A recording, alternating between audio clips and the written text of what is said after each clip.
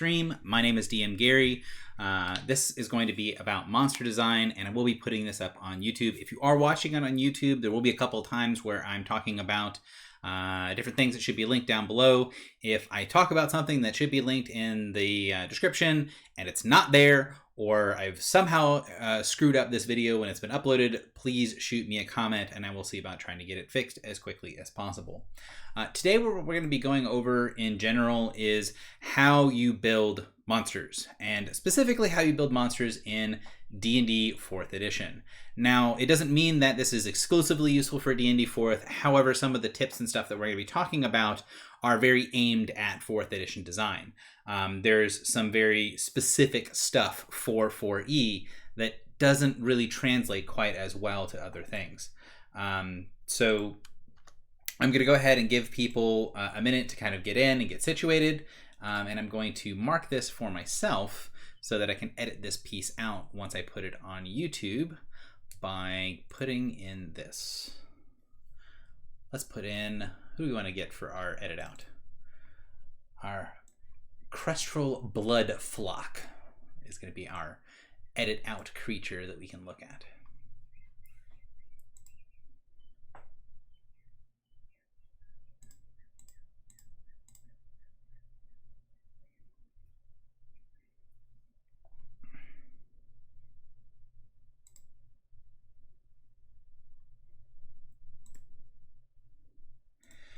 All right, so let's go ahead and try to get started. Again, what we're going to be going over is how to build these monsters, and in order to do that, we kind of have to set up some basic things, and we need to kind of define our terms a little bit. What we're going to be working with is starting with the biggest basics of monster design and then working forward from there. So our monsters in 4th edition are broken up into a few different categories, and I'm actually going to add 2 different categories for today. So we have our lowliest of the low, our minions, our standard monsters, which are our normals, our elite monsters, which are our standards with ×2 hit points and special abilities, some way to not make sure they're not locked down, and then our solo monsters.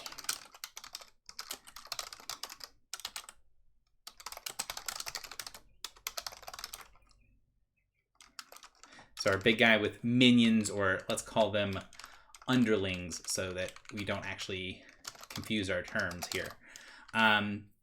So in 4th edition, these things are also broken down by role in addition to that. That means that you kind of have different things that do different stuff. So your artillery monsters, your guys that sit in the back, pew pew, mini lasers, your archers, your rangers, your acid spitters, whatever. Brutes, your big beefy up and personal, hit people over the head.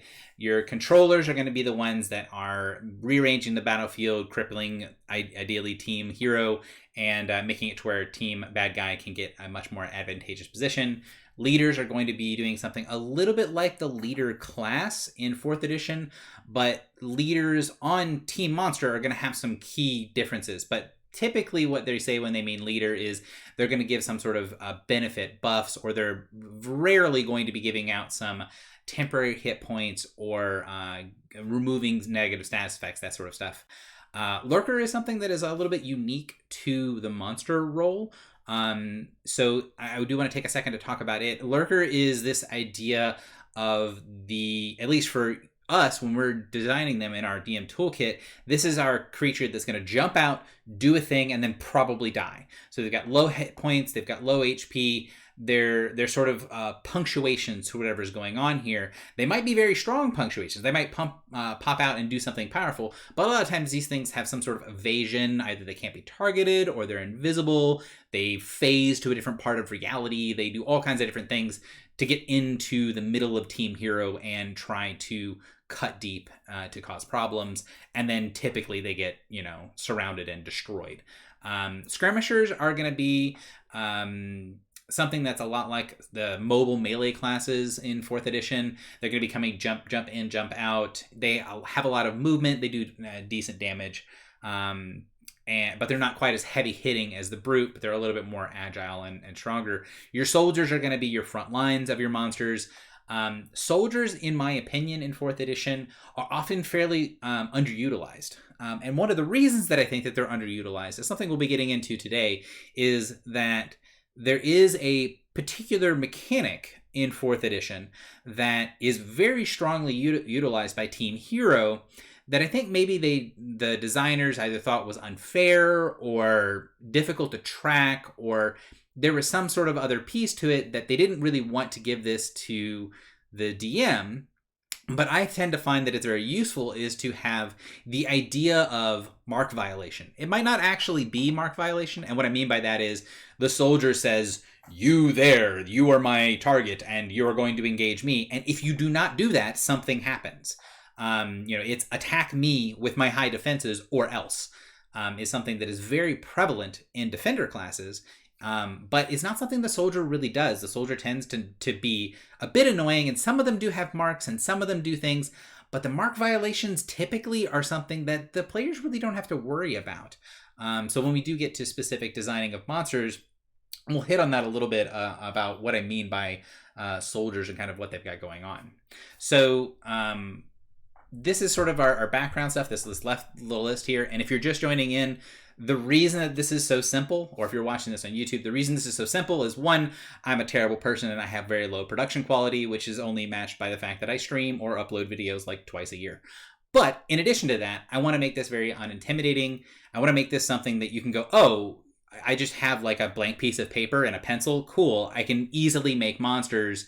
And then once you have access to a computer, or if you have a printout of the cheat sheet that we'll be using later today, which I can go ahead and put up in the background, is this Sly Flourish DM cheat sheet. Once you've got access to it or a computer or something like that, then you can plug and play all your numbers. You can adjust things and things like that.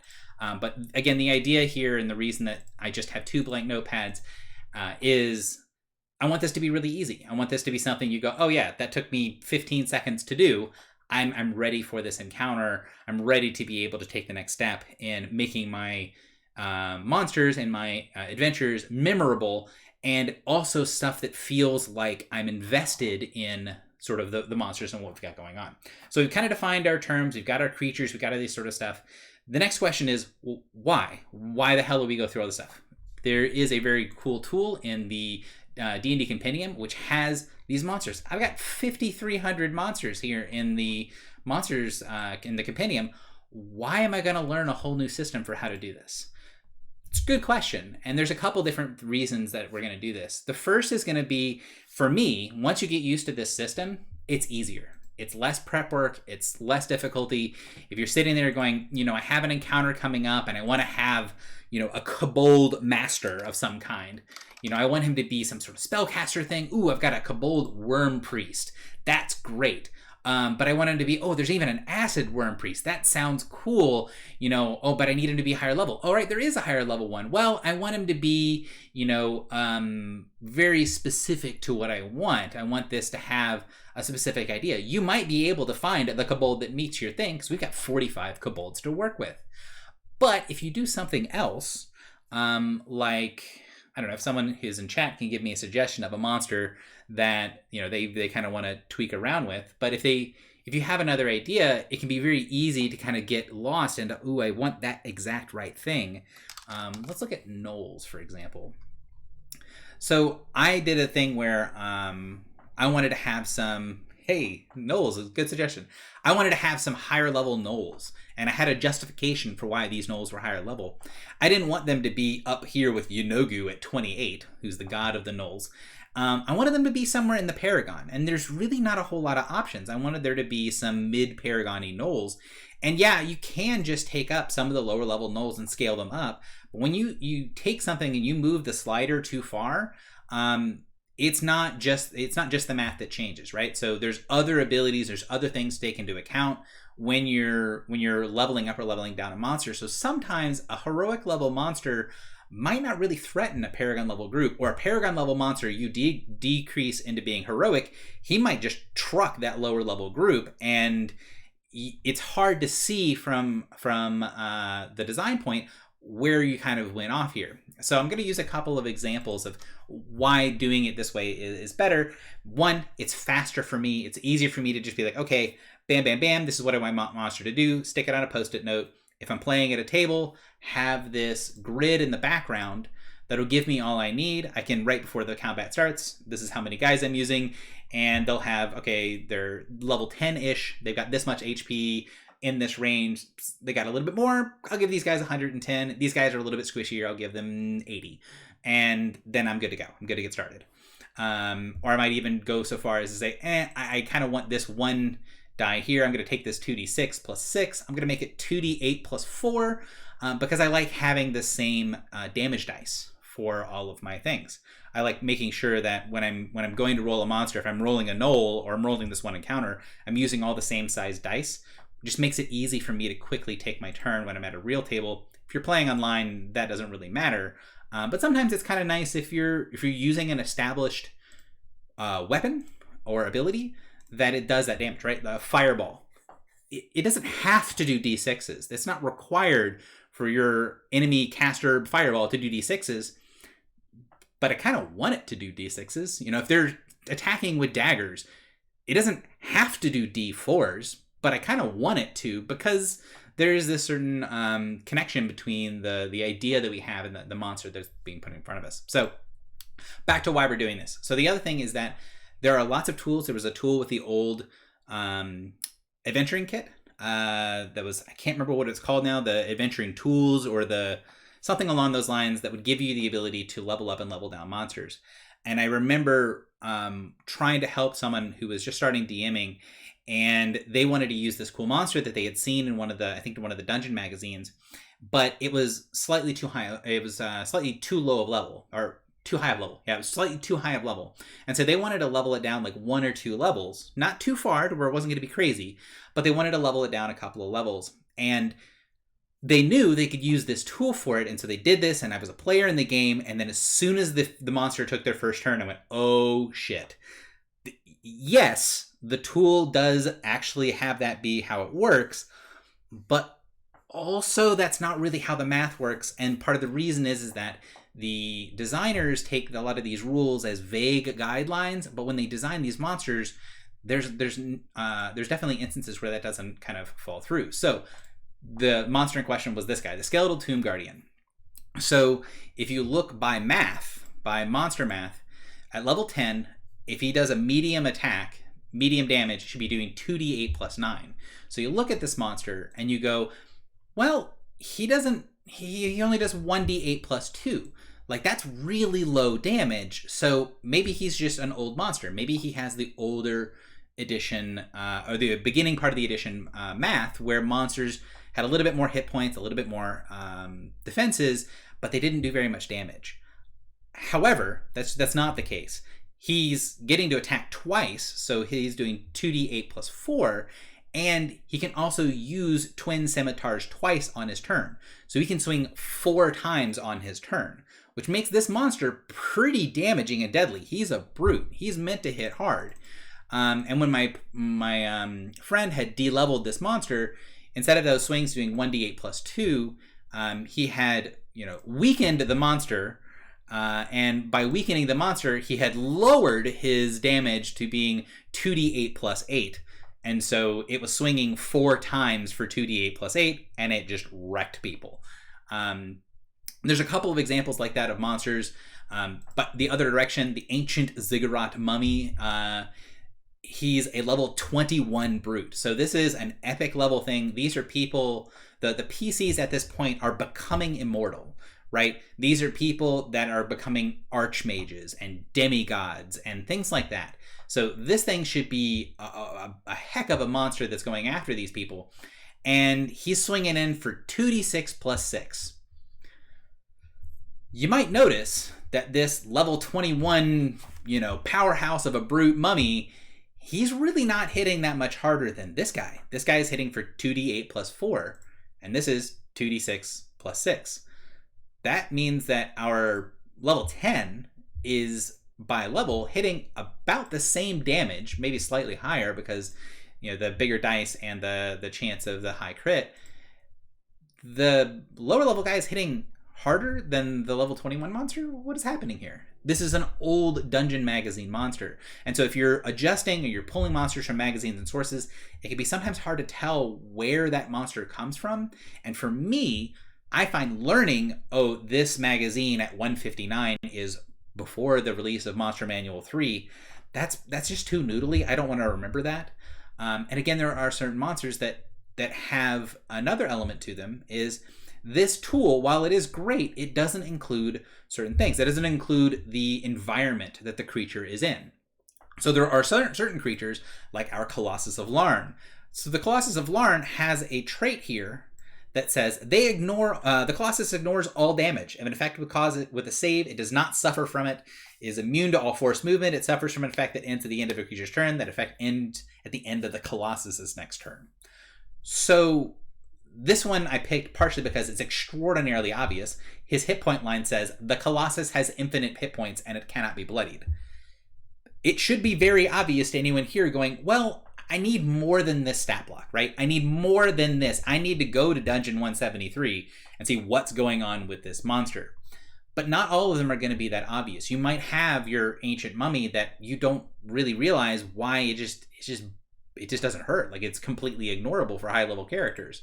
There might be characters that have like resist 10 necrotic randomly on their gear that won't take any damage. You might have someone that has an Epic Destiny or something that's got resist 15 necrotic, and they basically almost can't be hurt by this creature. And you really don't want to have that for your big, heavy-hitting level 21 brute. Same thing as the Risen King here is also from the adventure Fortress of the Yuan-Ti. And there is a mechanic in this adventure that kind of explains why certain numbers are the way that they are. But if you're looking at the monster in a vacuum, you might notice this guy's Bastard Sword is 21 versus armor class at level 10. Now let's look over our Skeletal Tomb Guardian. This guy's got a correct one. He's got 15 versus AC. That's a normal attack bonus for a level 10. But the Risen King over here, he's sitting at a +6, but it's only to his Bastard Sword. His other abilities are +14 versus Will and +14 versus Fortitude, which are what they should be for non-armor defenses. So he has this crazy accurate weapon, and there's a reason for it, and there's a reason why these things work the way they do. But you might not know that. You might not know that there's a reason why this guy has this ridiculous to hit bonus, and if you tweak things around, that could kind of get lost in the shuffle. So that's the reason why we're going to be doing this. The reason we're going to be working on what I call base math monsters, to build these monsters from this table or something close to this table, so that you're not going to run into a problem of, oh, I've taken this monster out of context, because the context is you're building it for your group, and it might seem very intimidating, but it's not going to be very intimidating once we sort of break down what we're doing, how we're doing it, and things like that. So I know it's a really long intro for me. So I am going to take a step back and I'm going to look at the chat. So if you guys have questions about what I'm talking about with, like, when I'm giving you guys Monster Manual 3 math, and I've used a lot of terms and terminology, if there's anything I need to clarify before we go on, shoot me a message either in the Twitch chat or in the Discord, and I will see if I can answer.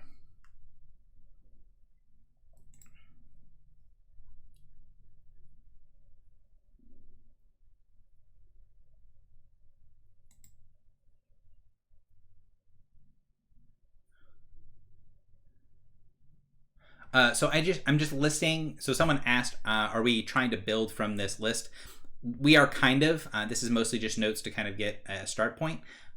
We will be building different types of monsters, although I had said before the stream started, we might not be building any solo monsters today, because the solo monsters have some specific mechanics to them and some problems that are unique to the solo monster.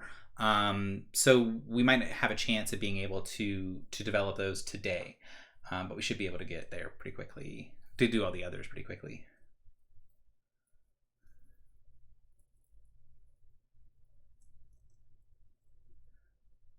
All right. So let's go ahead and just get started. Let's jump into actual monster design. So somebody in the Discord or in chat, give me a monster. Your players are out in the wilderness and they encounter a ... What is that monster? Let's just throw one out there and get something to start with. Let's try to build like a standard or something like that. Not gnolls, because we used gnolls as an example earlier.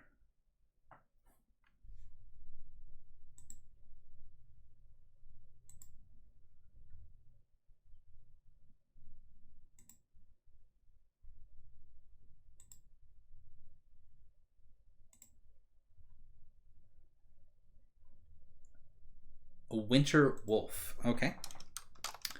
So let's do Winter Wolf. And let's try to do, so this is our monster. And this is, let's do an encounter with a Winter Wolf.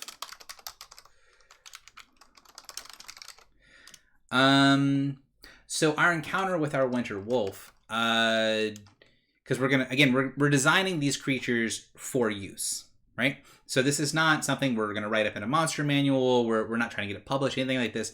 This is we're using it at our table. So we don't need to design this monster to function perfectly in every adventure. We need it to work for us and what we're doing. So we've got a Winter Wolf. What is that Winter Wolf going to have with it? Is it going to be a pack of Winter Wolves? Is it going to be one Winter Wolf with some dire wolves that are around it? Is this the idea of the wolf pack that we're going with? Is the Winter Wolf going to be tamed and chained by something else? Okay, so we've got a wolf pack. So let's go with...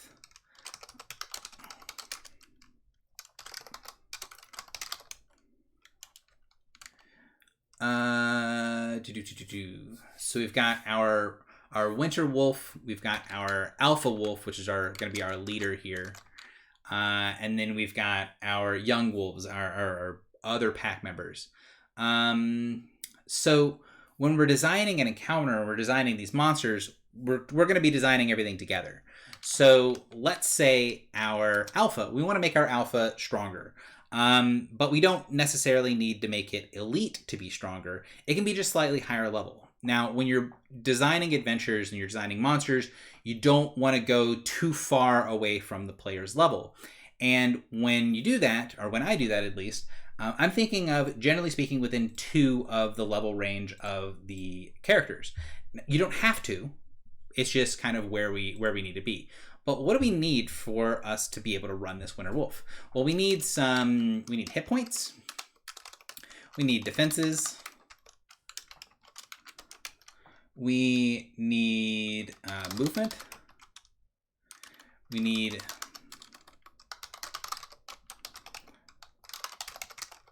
resistance and vulnerability. We need abilities. And we need skills. And the skills you can kind of take or leave. So we've got our Winter Wolf, and our Alpha is going to be our bigger thing. So let's say it's going to be level +2 as a monster. We're going to have our Winter Wolf. Let's do a couple of Winter Wolves if these are going to be the big part of the pack. So let's do 2 of these. We've got 1 Alpha. We've got 2 Winter Wolves. And then we've got, let's say, 4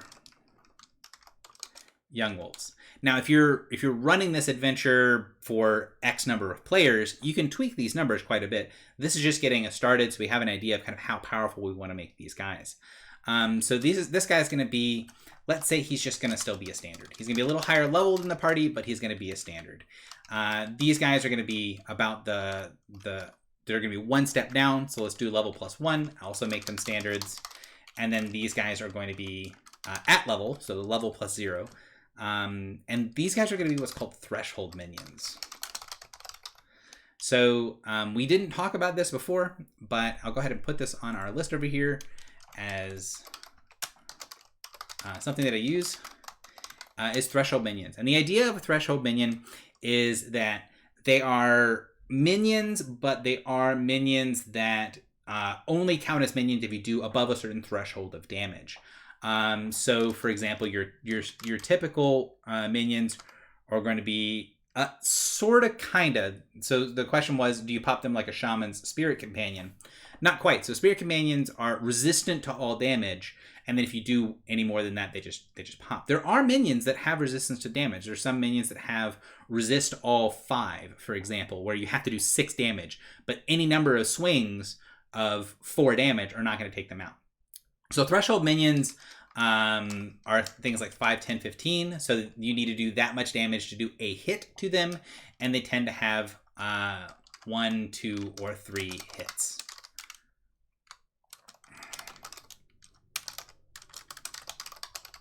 So that means a low level 2-hit minion, if it only has 1, it's 2 or 3 hits.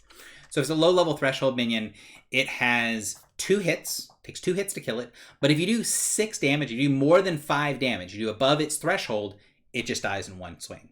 So it's slightly more sturdy. And the reason that you use these things is the players will often have abilities that like for the fighter's cleave ability, they do a good damage to one target, and they do strength modifier or something else. Or they might, if they've got a controller, they might have a controller that's able to blast the whole board with 4 damage or something like that. Or if they're at higher heroic, if they have like a level a 10 point threshold minion, they might be able to do 8 damage to the map.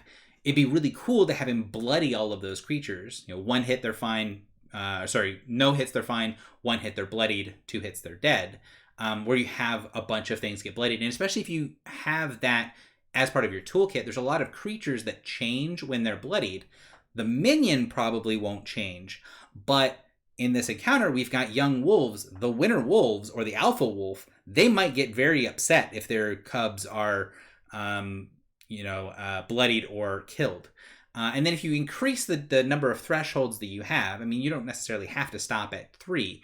I don't typically use any more than 3 hits on a minion, but once you increase it a little bit more on the thresholds, then you want to add another thing. So let's say a Paragon threshold minion. Let's put a level this. So level 14.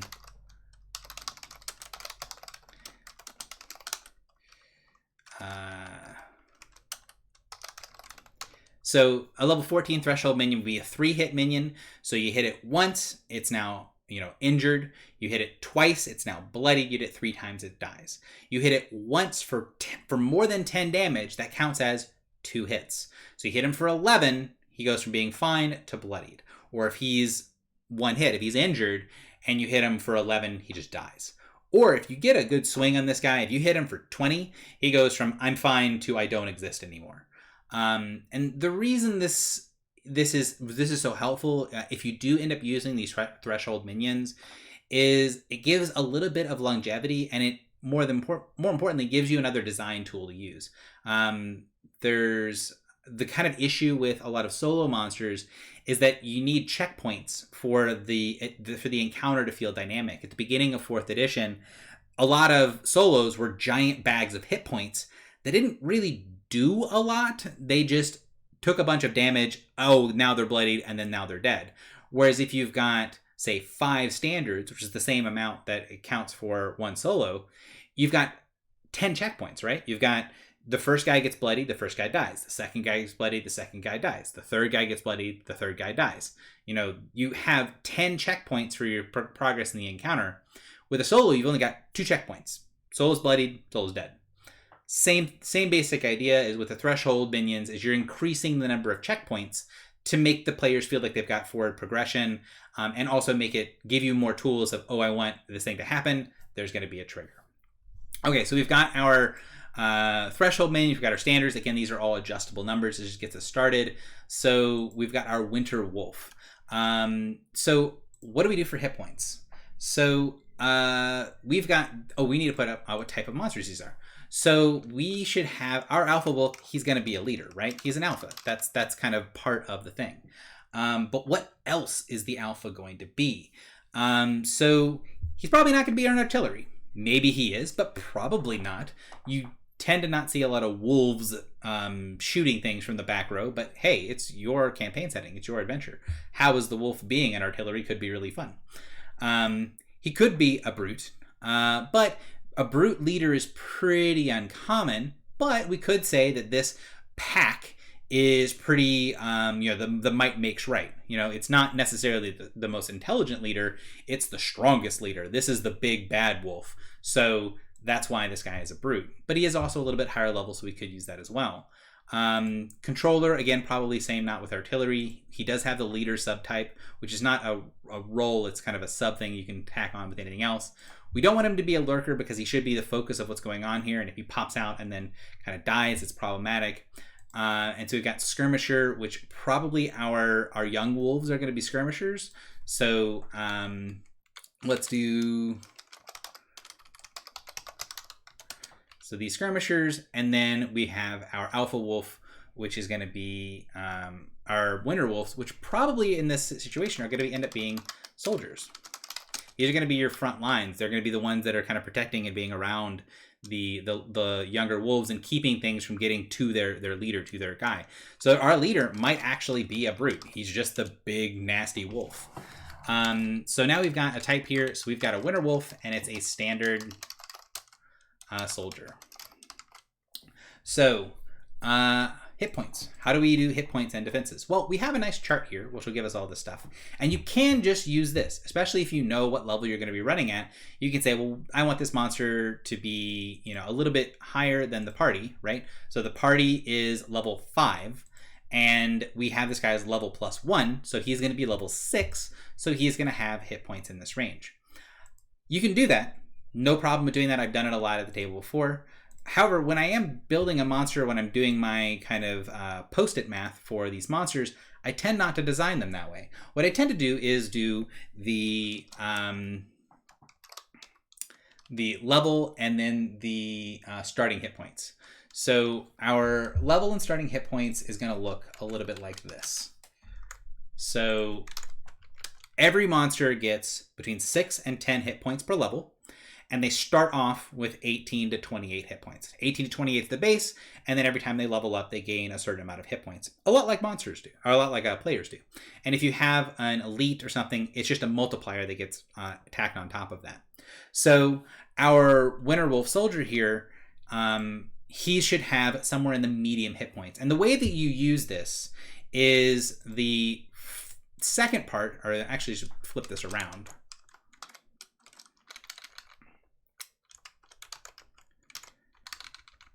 The first part is what the monster is. And then the second part is what the monster does. Like, what's their role? What is their thing that they've grown through? So, for example, a starting hit point of 28, something that's big and bruisery, as something that is a high hit point race, would be something like an ogre. So your ogre that decided to take up a hobby in wiggling his fingers at the enemy and hoping that his nasty words got into their mind, as a caster, might only get 6 hit points per level. And so they're going to have more hit points to start off with. And then as they, as they level up or whatever, when you're moving the dial a little bit, for his level, that's going to make less and less difference as the higher level they get. And you're going to have this caster that's just a little bit beefier than maybe normal casters would be. By the same token, if that ogre became a big bruiser, he became a brute, he's going to be in the 10 hit points per level range. He's going to have a lot of hit points that you have to wear through because he's used to taking axes to the face for a living.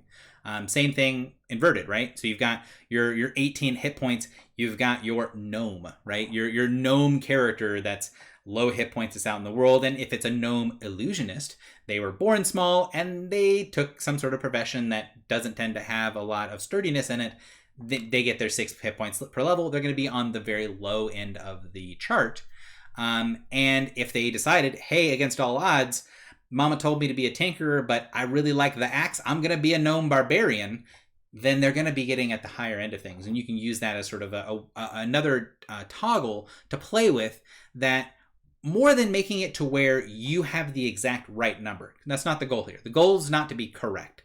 The goal is to have ranges of numbers that make sense, that you can use, that you feel invested and you're like, oh, I know why this monster is the way they are. So our soldier, our winter wolf, probably has a medium amount of hit points starting off and is probably going to gain about a medium amount of hit points going up. So it's not the brute, it's not the alpha that's big and nasty and scary, but it is just like the alpha. It's going to have sort of medium starting hit points. So let's start our guy at 22, and they're going to gain 8 per level. Now, I've talked about all of this stuff, and I want to go back to the chart. If you look on here and it says 18 to 28 and then 6 to 10. If you look at the very top of the chart for level 1, 18 to 28 and 6 to 10. So 18 plus 6 is 24. 28 plus 10 is 38. And if you look, 38, 48, 58, 68, you're getting 10 a level here as well. And then if you look at the bottom end of the chart, 24, 30, 36, 42, you're getting 6 a level at the bottom of the chart. So all this is this other thing that I'm doing here is a way to keep track of it that is separate from the chart, in a way of sort of conceptualizing what you wanted to do. Now, if you find it's easier, kind of as I did at the very beginning of this, to just pick a number in the middle, and I've got a level 10 monster, average is 102. I think he's a little bit less than average. I'm going to give him 95. Oh, and I've got this bruiser of a dude at level 10. I'm going to give him like 125. Might just go ahead and say, 129 is basically 130. He's got 130 hit points. If you do it like that, that's also fine. Like that's perfectly okay. It's just sort of how you want to do these different monsters. One of the reasons that I switched to doing it this way, the HP per level, is because I'm using a lot of online tools right now. And when I use an online tool, I've got a level attribute that I can change, that if I want to make this monster, level 6 or level 5 or level 9, I can just move the attribute and it's going to change all these numbers for me. I don't have to go back in and be like, okay, well, where on this scale is hit points for a level 9 as compared to a level 6? It'll just automatically go, all right, well, this Winter Wolf was level 6. You leveled it up to level 9. It gets 8, 16, 24 more hit points. Done. It'll keep track of itself.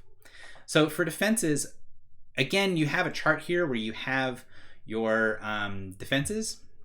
So you have right here your average. I'll put it in the middle of our two things here. Your average defenses, and then for your AC, and then your average non-armor defenses. You can use that, again, if you're just pulling from this or you're playing on the fly. But what I tend to like to do is talk about that creature's defenses as variations from the theme, right? So it's a soldier, so it probably has a little bit better AC. And I'm imagining that our Winter Wolf has some sort of magical code of protection, maybe. It's got, ice or elemental ice powers or something like that, where it has maybe this shimmering coat of frost that is going to be sort of like natural magical armor. So I'm going to say it's got +2 AC. And then let's type it out, because I don't normally type it out, but just to make sure it's a little easier to follow. I don't see it being especially full of fortitude. It is a soldier. It is going to have to be something that's going to have to take care of the wolves all the time. So let's go ahead and give him +1 fort. Wolves tend to be fairly agile. So let's go ahead and give him +1 reflex. Although this is not going to be the one that's out hunting. Maybe the young wolves are going to have much higher reflex. And they don't necessarily have a lot of will. These guys have been beaten down by the alpha, who's just a big bruiser. So let's go ahead and give him -2 to will. And that's all we need here. Now, if we end up deciding, all right, well, we want our Winter Wolf to be level 6, that means that on the table here, level 6, we've got +2 AC, we've got 23 AC, we've got 20 fortitude, 20 reflex, and 17 will. You're done. You can just put that in a post-it note, be good to go.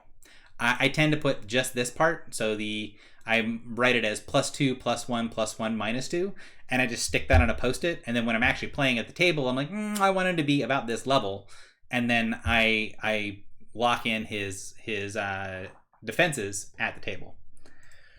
Movement, this is something that's very much up to the character. If you decide, hey, how fast are wolves? It's a good use of this tool, right? Like, you don't have to exclusively use your brain. There's a lot of other stuff that's been made here. How fast are wolves typically? So these wolves looks like you've got anywhere between 5 and 8, although some of those things I clicked on are not wolves. Shadow wolf, hunting wolf, vicious wolf. Looks like we've got a lot of times where our wolf is move speed 8, so we've got a movement speed of 8. If you're playing in other editions, that's 40 feet of movement. Same thing with the defenses here. If it sounds weird that I'm describing them as defenses, these are saving throws. The same sort of thing. Look at your average saving throws. Although there is going to be a chart that you're using that's going to be different than the one in the background. The one in the background is for 4th edition. The one that you will use is in the DMG. I think it's on page 274. There is a list of all of the different basic numbers that you should have, like what your attack bonus, your defenses, saving throws that are needed, all that sort of stuff for your monster abilities. Resistance vulnerabilities. I don't think you should have any vulnerabilities in my mind, at least particularly. And if people have a suggestion, toss it into chat, but chat's being pretty quiet for the moment. Probably because there's only like a few people here. But in chat, by all means, shoot out stuff, questions, suggestions, whatever. In my mind, this winter wolf better be resistant to cold. Now, this is going to be a little bit different, right? Because we've got resistances, and those can change a lot by tier. So we want to say 5 per tier. So that means if this is a level 5 winter wolf, then this winter wolf is going to have resist 5. We could do fire vulnerability, sure.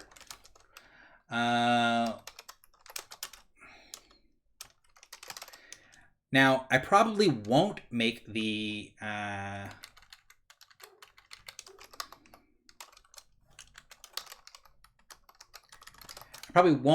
vulnerable tier scale by tier.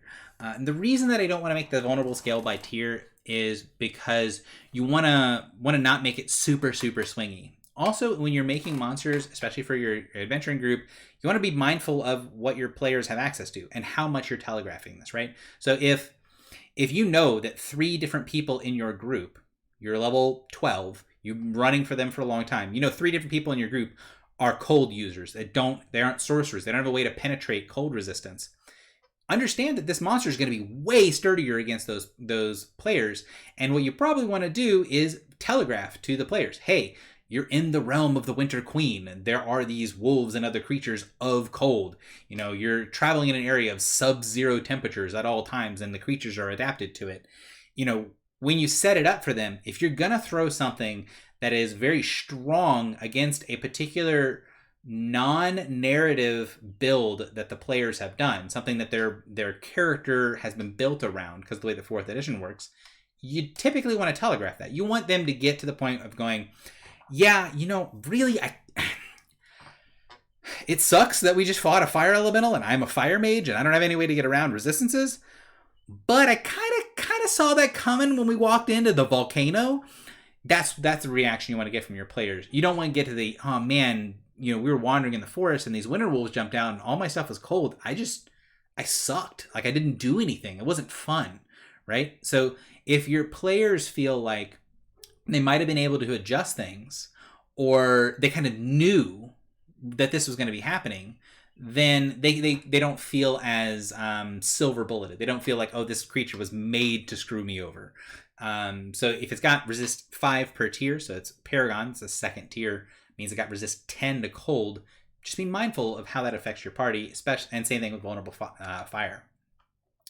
So our abilities is going to be our biggest piece. We're going to leave that for just 1 second. We're going to go into skills. So a lot of these rules and things that I'm coming through here are pretty straightforward.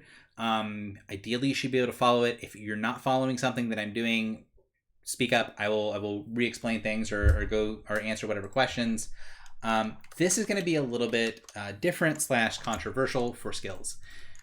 So in 4th edition D&D, if you look at any of the skills that any monster has, let's take a random monster here. So this one doesn't have any skills. Let's see what we've got here. So we've got a monster here. It's got some skills. This is our frenzied werewolf. Okay, so the way that they do their skills is similar to how players do their skill. So he's got an intimidate of +8. That means that his charisma is 3 and he's trained in it. So he's got a charisma bonus of +0. He is level 6, so half level is 3. And then he gets +5 for training. Slam, bam, thank you, ma'am, done. However, and this is important, what this means is that if you have a monster that specializes in anything, it is almost always going to be weaker than your player specialist. Now, so I'll do this for skills.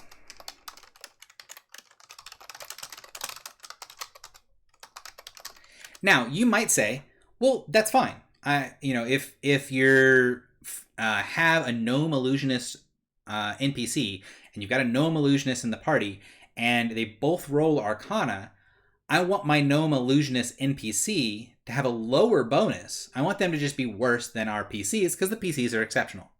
That is perfectly fine. That is an okay explanation. If that is what you want to do, game, we're on there.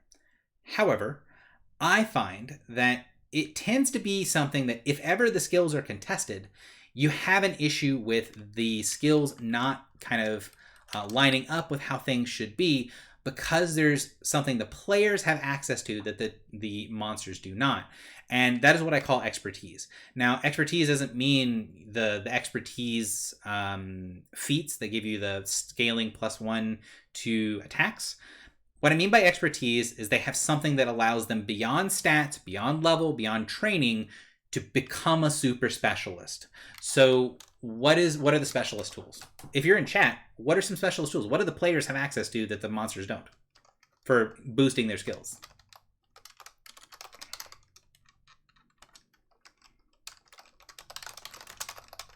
Yeah, racial bonuses.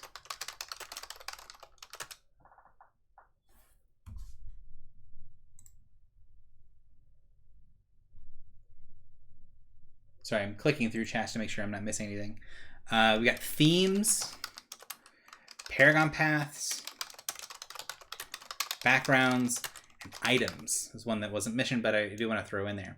Now, a couple of these things you don't necessarily have to really try to count in feats. That's a good thing I did not think of. So you don't necessarily need to counter these things, right? Like if your player has put their racial bonus, their theme, their paragon path, their background, an item, they've got a feat bonus, all that sort of stat boost, actually not as much, because our stats on our monsters are not going to be like that. And I'll get to that in just 1 second when we're talking about stat boosts.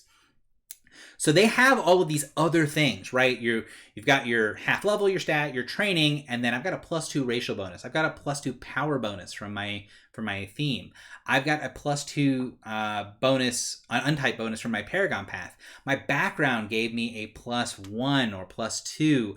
I've got this item here that gives me plus proficiency, or not proficiency, sorry, plus brain. The scaling one, my enhancement bonus. So it gives me my enhancement bonus to this skill. Or I've got a feat that gives me a crazy bonus to it. Some example is you have an assassin with +29 to stealth because they put 3 items in all their feats in it. So you don't want to counter everything, right? If the person has built their character to be the ninja assassin, you don't want random monster stealthy person to be as stealthy as them, right? You want them to still be exceptional. What you don't want, however, is for there to be no middle ground, right? So that's where this expertise comes into place. This is kind of making up for the little tweaks. This is making up for your racial bonuses, maybe an item, or maybe a theme, or maybe something that they've got going on that kind of makes them stronger. Stat boost is a really good thing to consider, because the stat boosts, the stats in wow, go the fuck away. Actually, I don't know how to moderate that, but random spam. Apologies for that in chat. If I was a better Twitch streamer, I would be able to moderate that nonsense away.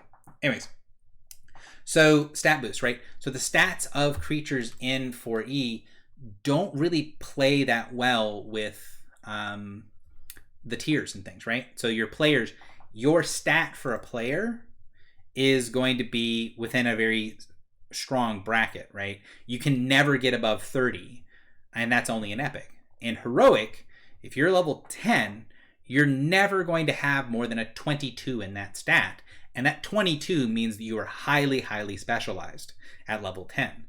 By contrast, if we look over at some monsters here, this Etten Marauder, who is level 10, has a 28 strength. That means that they are as strong as the strongest characters possible are at the beginning of Epic, and this character is level 10. So the monsters do not follow the same rules as the PCs, so they don't scale the same way based on stats. So your stats can be really wonky and all over the place, which is another thing for expertise, right? Maybe you do want to have the Etten, right, has that huge thing. So if I look at that stat block, if I wanted to say on here what the Etten's an Etten Marauder, right? So let's say this guy is a big kind of run in and kill things guy. He's probably trained in athletics, right? So that means he's going to have a +19 to athletics. That's a pretty beefy bonus for a level 10 thing, but it's really not that much higher than what a player could get. Even with the understanding that this guy has a strength score that is, wildly out of range of what players can have. So the stat boost is a really good point, but just keep in mind it doesn't do quite enough for what we want to have here. So expertise, I say all of that to say that dealing with the specialist expertise should be between 0 and 4 in heroic, between 0 and 8 in paragon, and 0 and 10 in epic. Now you can, just to keep it easier on yourself, like you could just say 0 and 12, so it's you get 4 per tier points to play around with, and really it becomes stronger at higher levels, right? So if you've got a character that you really played up over the campaign, you have someone like the Lady of Pain, right, who's the ruler of Sigil, and she knows everything. She knows everybody. She knows everything that happens within her city. Well, by base rules, her streetwise, who she knows and what's going on, should just be a skill that's stat plus half level and training. But it's not going to be that high. But if this character is a demigod, or within her own realm, a god of her realm that knows everyone and knows everything that's going on, they really should be up there with the most highly specialized PCs, or maybe even slightly beyond them. The second option for doing this, and this is one that I want people to be a little bit more careful with, because, and the reason I'm doing it second is I'm going to describe the flip side to it, is what's called the target role. So rather than saying what you want your skills on the creature to be, by determining kind of what makes sense, you instead say, all right, well, how am I going to use this guy in an adventure? How am I going to use this guy in an encounter? And you look at usually whoever the strongest person is in your party, and you determine what you think is reasonable for them, the monster, to have to roll to overcome it, right? So if you think that this person should be exceptionally better at this thing, you know, if you're talking to a world-class diplomat that should be able to bluff and diplomacy you in circles, you might say that the target roll will be fairly low. Or you have this master manipulator, maybe the target for the bluff needs to be not necessarily against the PCs, but it's what you are setting their bluff to be, so that you know what the players have to roll on their insight. So you have to look at the player's insight. Or you have this creature's stealth, you determine their stealth skill based on what the highest perception is in the party. You can do that if you want to create a specific thing. However, and this is the reason that I say it's second, you want to make sure to double check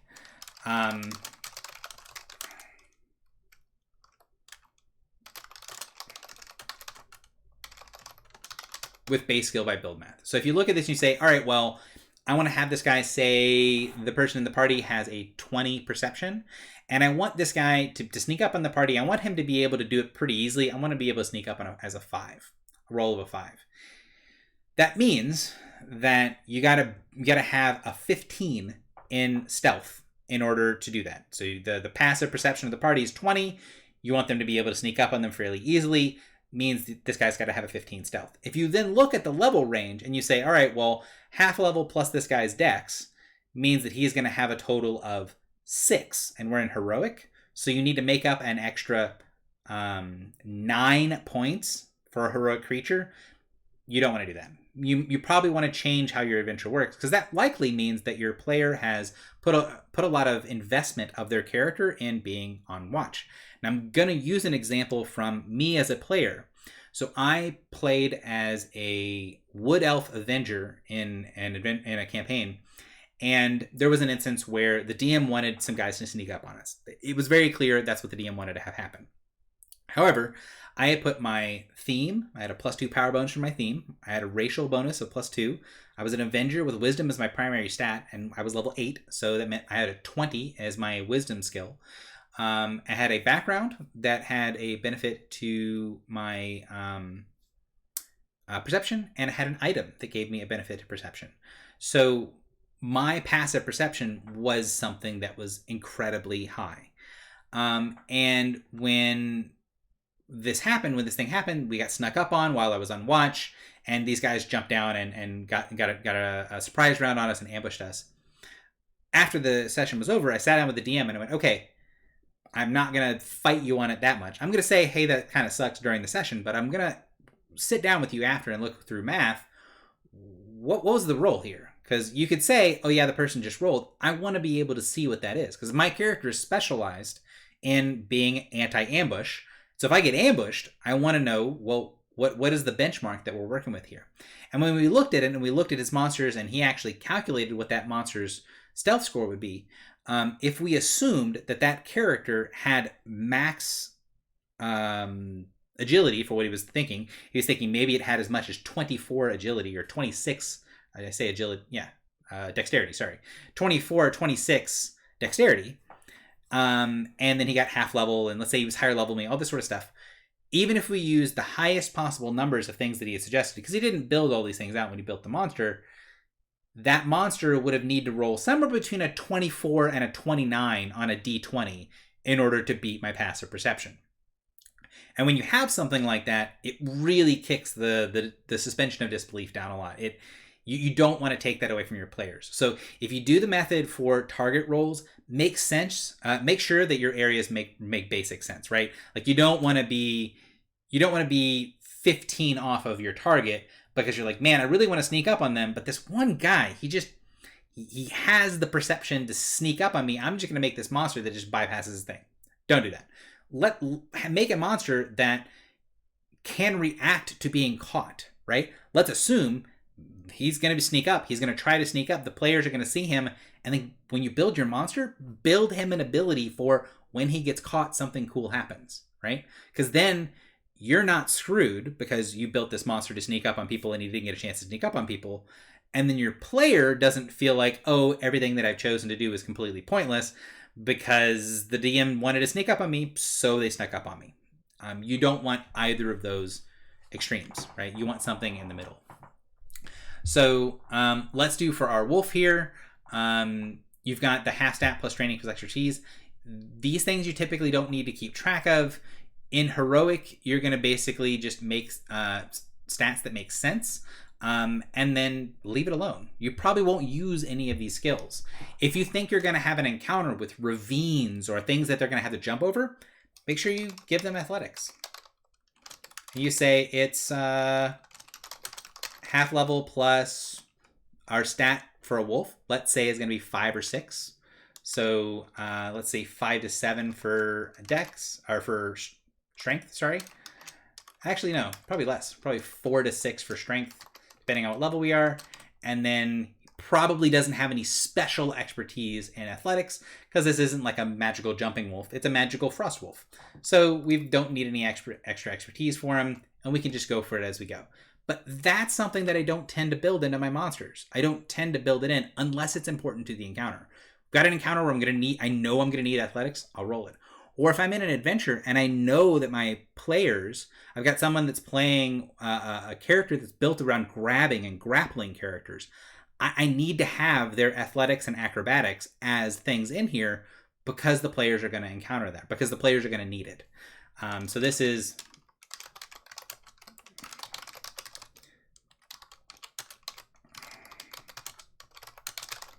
got a grabby boy character. You can do that as well for your skills. So basically, keep in mind when you are doing your skills, build skills that you think you're going to need. You know, if it's going to be a lurker, you need to have stealth on it for it to be able to stealth up and stab people. If this is going to be some sentries that the players are sneaking up on, you're going to need perception.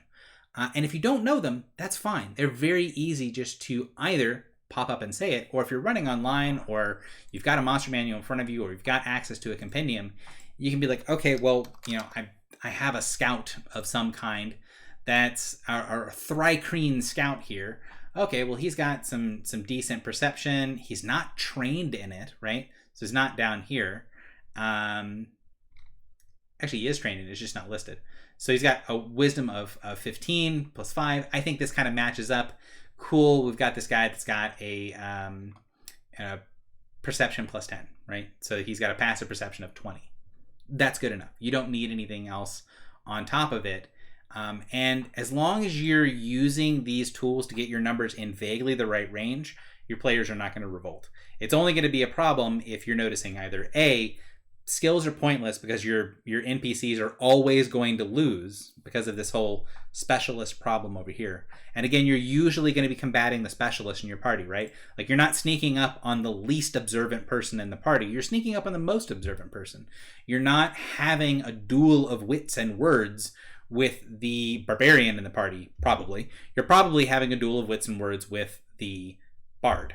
So you need to know what the specialist is going to be bringing to the table to know what the likelihood that your monster is going to be able to deal with those skills. And this is not going to, a lot of these skills are going to be things that you're using outside of combat for more general NPCs. So we've talked about a bunch of stuff. So the meat and potatoes of what we're doing is going to be in the abilities. So I want to take a second. Does anyone have questions about either skills, how I did these hit points, what's going on with the defenses, you know, all the stuff that we've designed so far? Because I've gone into a lot of depth into these pieces, but when we use them, it should be very quick once you kind of have the basics covered.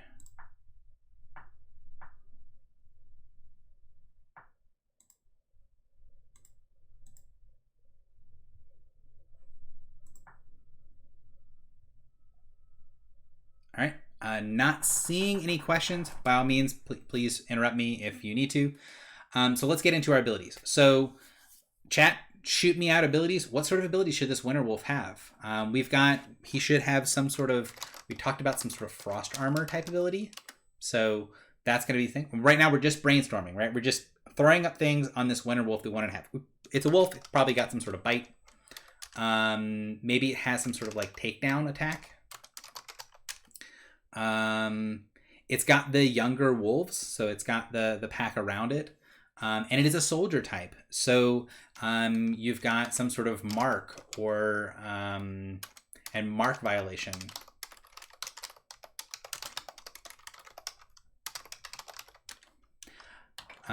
Mechanic. Now, since it is a standard, we don't need a crazy amount of stuff. We need a good, a basic attack, something that might be a trait like our frost armor here. Most winter breaths have breath weapons. Sure, let's give him a breath weapon.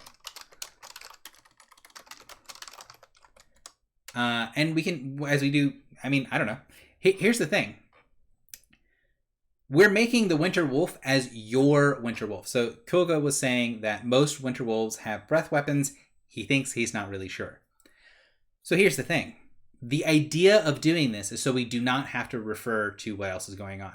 We are making a monster that is your Winter Wolf. This is what you want to use at table. This is how you are presenting the Winter Wolf. Now, if you want to go and look up the Winter Wolf, right? Because I think the Winter Wolf is something that is in the edition. It's a Paragon level wolf. So it's got a charge. It's got a freezing breath. It can drag people around. It's got a takedown attack too.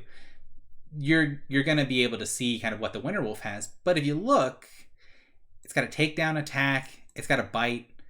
It's got a breath weapon of some kind. Our Winter Wolf is a soldier, and this one's a skirmisher, so it has ways to move around. It's got resistance to cold.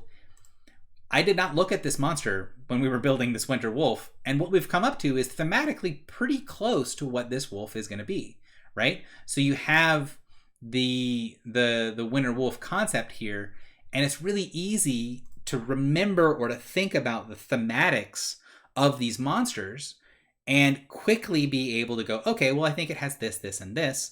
The thing that trips a lot of people up is being, oh, I don't know if this is too powerful. I don't know where the numbers are. I don't know how the math works, or I'm intimidated because I have all of these things. You don't have to worry about any of that. And we'll do that, and we'll do it a lot faster when we move on to our other wolves. I'm just sort of kind of going through this exhaustively. So we've got our frost armor. We've got an MBA here that is our bite. We've got a takedown, which let's say this is going to be our minor action. And then we've got a mark violation. Let's say it's an immediate interrupt. Probably not the mark. And we've got a breath weapon, so that should probably be a standard. And we want to have a good way for it to mark a creature, so let's go ahead and say the breath weapon marks. Okay, so we've got these things, and when we go to break down what the things do, we now have some idea of kind of what we're working with. So we've got a bite versus armor class. It's a standard soldier, right? So it should be doing about medium damage. And I imagine a wolf's bite to be something that is, and this is me for bites in general, I think bites have very low dice, but very high average damage, right? It's a clamp. It's not, you don't get glanced really that much by a bite, especially if this is going to be a bite and grab. Then it's something that's clamping down on you. It's going to have low dice. And it's going to grab. So the wolf snacks down on you and is now holding you, and is going to be able to use their minor to take you down. So this takedown attack is going to be a minor action. Needs to be the grab target. It is going to be against their reflex, so you're trying to pull them down. Or you could say it's against their fortitude. It's kind of how you imagine this creature to be. Now, I imagine our takedown mechanic on our alpha wolf, who's our big bruiser, he's just going to use his strength just to rip you and throw you around. That's going to be a fortitude thing, right? Our soldier, it's a little bit of a smarter fighter, right? This is the more tactical of the things. This guy's got other stuff going on. He is going to be kind of, when he goes and takes you down, he's just going to grab you and pull you off your feet, unbalance you, move you around. So I'm going to say it's probably against reflex and not against fortitude. And it's probably not going to do a lot of damage, or if it does any damage,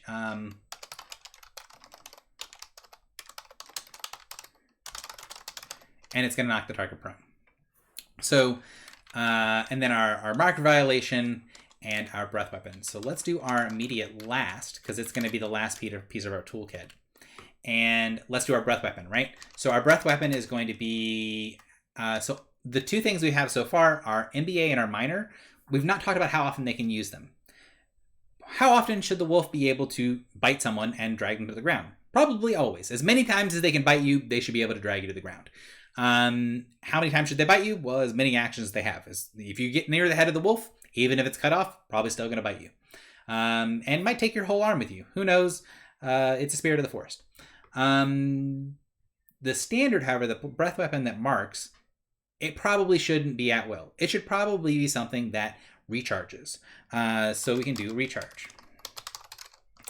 And then it's going to be a close blast. I'll stop using my abbreviations. And it's probably going to be something that's ally friendly, because we've got a lot of the young wolves. This is, the more we're talking about this, more I'm thinking these winter wolves are going to be female, and these are the mothers of the pack, right? And the breathing should be limited. Yeah, I agree. The limit should be here. And I probably would set the breath to be by tier. So 3, 5, and 7, or maybe 3, 5, and 10. Because you have big maps, big fields in Paragon, or in Epic. So this is Heroic, this is Paragon, this is Epic. So if we make this a Heroic level wolf, it's only going to be a close blast 3, but by the time we're in Epic, we're hitting whole maps, and it's going to be enemies in Blast. And I think it should do damage. We've got a limited thing here. It should be doing damage. Now, what you want to do when you're adjusting these things is you're going to start with standard damage, right? So we're starting at medium damage. Okay, so it's a blast. It's going to be hitting a lot of targets. So you're going to go down from standard, from medium damage, you're going to go down to lower than medium damage, or low damage.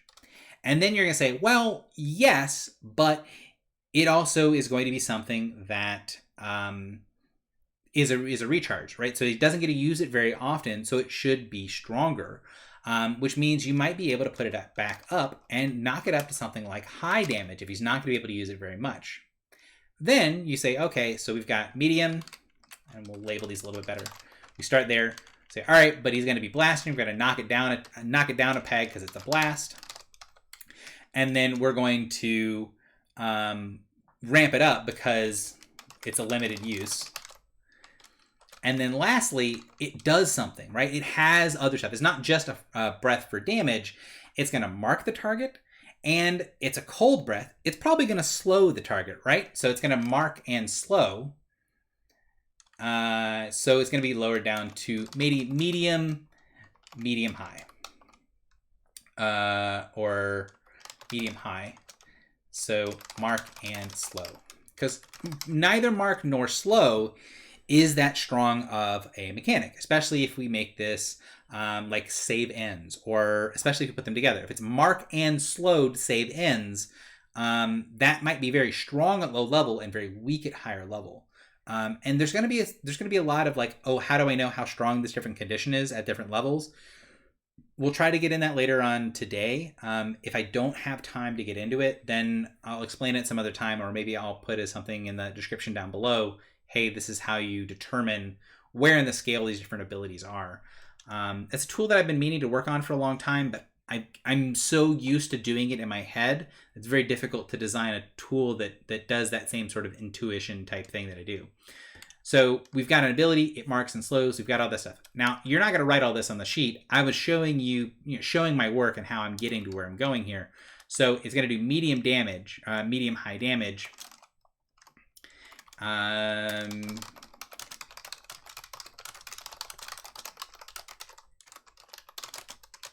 Medium high damage, marks and slows, save ends.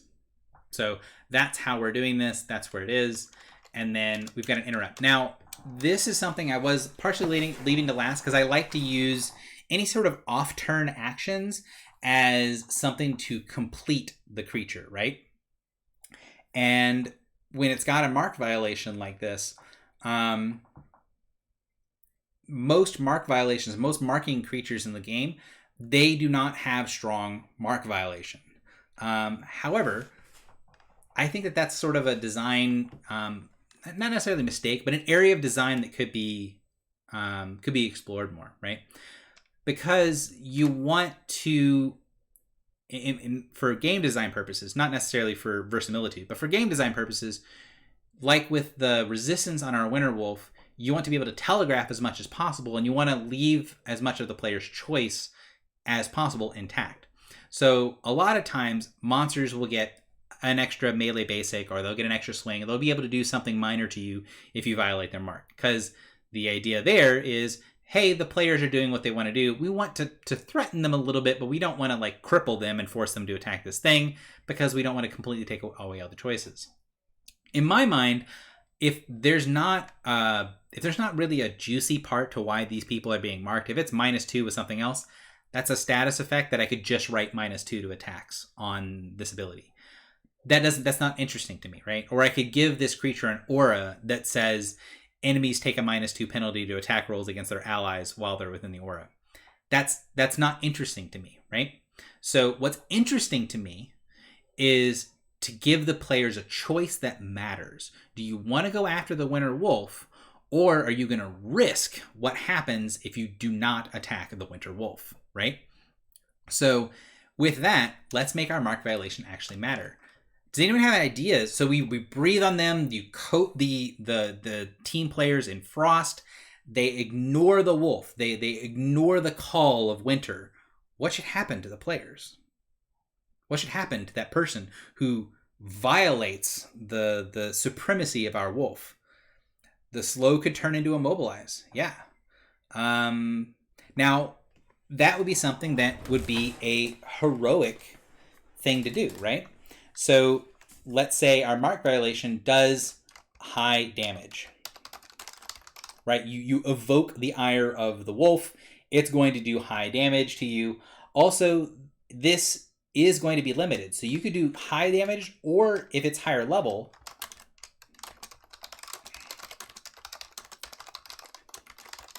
right? So high limited damage with something that is ostensibly at will might seem kind of crazy, but you're very unlikely to be able to use this ability that often. Or if you do use it, it's going to be one of those big moments of like, this is really a big problem.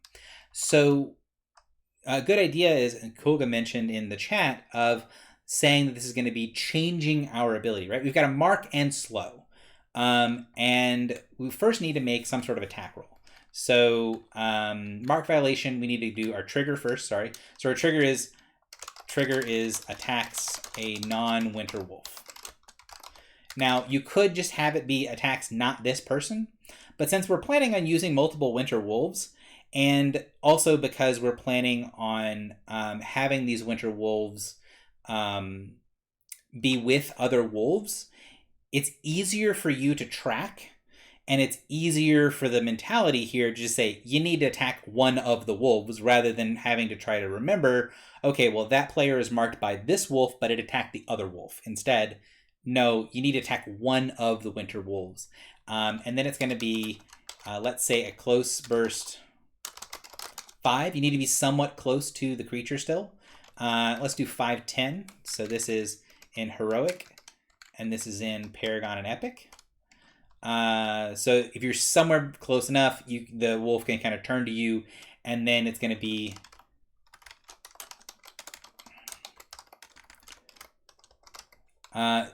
very accurate, right? So the idea here is I would make it +2 versus a NAD.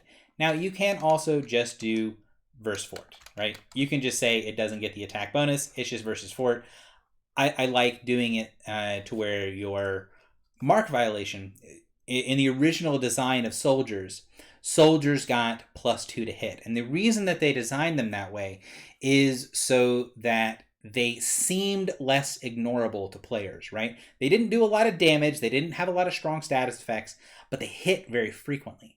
And the idea of showing that there's a threat here, getting some kind of damage on the board, would a lot of times draw the player's attention, and that was kind of the idea of the soldier, is to draw the player's attention. So having that +2 attack bonus, instead of being built into all of their attacks, I like to build it into mark violation. You don't necessarily have to, so this is, I'm going to put it in the brackets, this is completely optional. So this is +2 versus fortitude, and then it hits, it does the damage, and then it does something else. So if we're doing high damage and we want to do something else, so let's go ahead and just do high damage, because we do want to have another effect on here. The ice is getting tougher, it's enclosing you, and then we do slow becomes immobilize in Heroic. Slow becomes restrained in Paragon, and slow becomes petrified in Epic. Right? And so again, the thing you're doing here, yeah, cool. I think you hit it right about the same time I did, right? Like, the idea here is you're thinking about what you want this thing to look like, and then you're using the knowledge of these sheets and of your ideas of how the mechanics work to just put your idea into the monster so you can describe it and you can have something that reflects the coolness of the table, right? And if you decide, ooh, I really want, I like this idea, right, of slow becomes petrified, that they just and completely frozen, then you can do that, but you're going to want to switch things up a little bit, right? So we can put another option right here. So we've got this as one of our options. Option A here, right? And then option B, whoa, if I can type, oh my God. So option B here is the same as option A, except it's medium damage.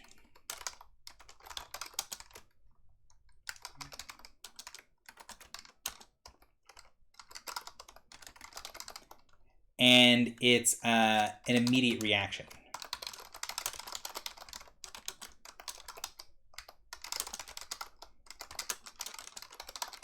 Right? So the idea here is with option A, right? As an immediate interrupt, they go to do something, they trigger the mark violation, then they get immobilized. It's probably not going to affect them all that much, right? Because if they're attacking one of the wolves' allies, they're likely already in place to be able to attack it. If they get restrained is the same as immobilized, but they're probably still in range because this doesn't have any force movement with it, and they were in range to make the attack against their ally anyways. It's not going to do anything, but it will give them a -2 penalty to hit. And that could be big. And if it's epic and they get petrified when they go to attack, then it goes away, right? It's an immediate interrupt. They go and they swing at one of the Winter Wolf's allies, and suddenly they're a block of ice. That swing does not complete, in whatever their power was is gone. That can be very, very powerful. If you want to keep that idea of the petrify, you can do that at low levels, right? But at low levels, you would want to change it to be an immediate reaction. So you'd want them to still get their attack off, still use their special ability, especially if this is something that you're sort of teaching your players how you do games. When I'm running my stuff and players don't necessarily know that they really have to pay attention to how mark works in my games, I'm not going to have the immediate interrupt petrify mechanic at level 2. They don't know me. They don't know how this works. They have no reason to know, and that may just ruin the entire encounter for them. That could be very unfun. But if they're high enough level that they've encountered this mechanic several times before, they know that, oh, I'm marked. I actually need to pay attention to what this does, or I need to, move way out of range. How far, the player's thinking, well, how far does this wolf really need to be to enforce this? Is it going to, turn into water and kind of spawn out of the ice crystal on my chest and bite me? Like, what is this winter wolf going to do when I violate this mark, and how nasty is it going to get? The player should be able to try to work around it. So you would want to give them a thing where they, at lower levels, they still get to use their cool ability, they still get to do whatever they do, and then they take the swing, which might ruin the rest of their turn, but at least if they blew a daily, it didn't just go into the ether because they got petrified in the middle of their turn. All right, so we've got our things. We've got a frost armor ability here. So we have a trait here that's frost armor, and you can do a lot of stuff with this. So we can kind of choose how we want to play around with it. But now that we've built this monster a little bit, it's now changing how I think this monster should be, right? So we built this monster out and saw how it's going to work and done this sort of stuff. I'm really thinking that it being a standard doesn't make a lot of sense anymore. We've built this monster up to be interesting, so let's make it elite.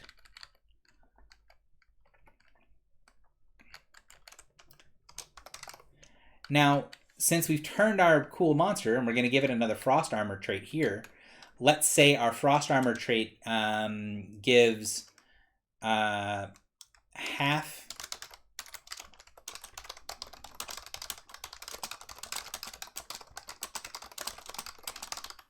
So we gave this guy an aura.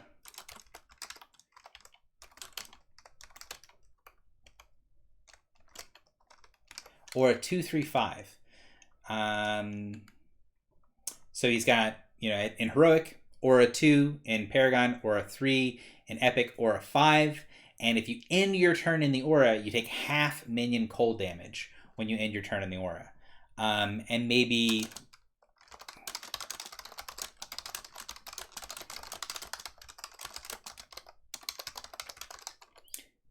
so you take full minion damage if you are slowed or immobilized, right? Which sounds like it's going to be a lot, and it will hit decently hard at higher levels. But even at the end of the game, right, our minion damage chart, all the way down here, you're still doing less than 20 a hit. Aura 20 of cold damage is pretty nasty, but at that point it's a level 31 elite. Its aura should be pretty nasty. So you take extra damage from this frost armor, from this extreme cold of the wolf. Now we've made this guy and we've built him. Like, man, this encounter as written, right? And we've got several minions. We've got a couple of elites, and we've got a leader who's probably gonna get upgraded himself into being an elite. Yeah, you want to get away from the wolf because So Coolgood mentioned that this creates an interesting choice, which I did not think about, but is very true, right? This aura is going to make them want to get away from the wolf. They're going to want to get away from our winter wolf here, but if they get away and they're marked, then he's going to get to chomp on them. Unless they really get some range on him, because you still want to let them have the ability to get out of range because they're playing smart, right? Oh, this thing is cold. It's hurting us for being close to it. Let's get away from it and deal with other stuff for the moment, and then we can go from there. Or they can force move it out of range and then do their thing. You even if you have something like this, if I was running this monster, right, and the player is in heroic and they get to range 6, right? They get just outside of the range and then they violate mark. They take the -2 penalty and they see the air just in front of them freeze into a solid sheet that slams and thunks onto the ground like an entire freezer of ice just formed near them. And they knew it came from the ire of the winter wolf who's just slightly too far away to punish them for daring to attack one of her mates. That's cool, right? That's something that you can, that's evocative. That's something you can actually really play into, that tells them the player's range. Yeah, you're just one outside of range. You know violating this is going to do something nasty. That's a big block of ice that just got summoned. And the players will likely be able to take those things and go with it.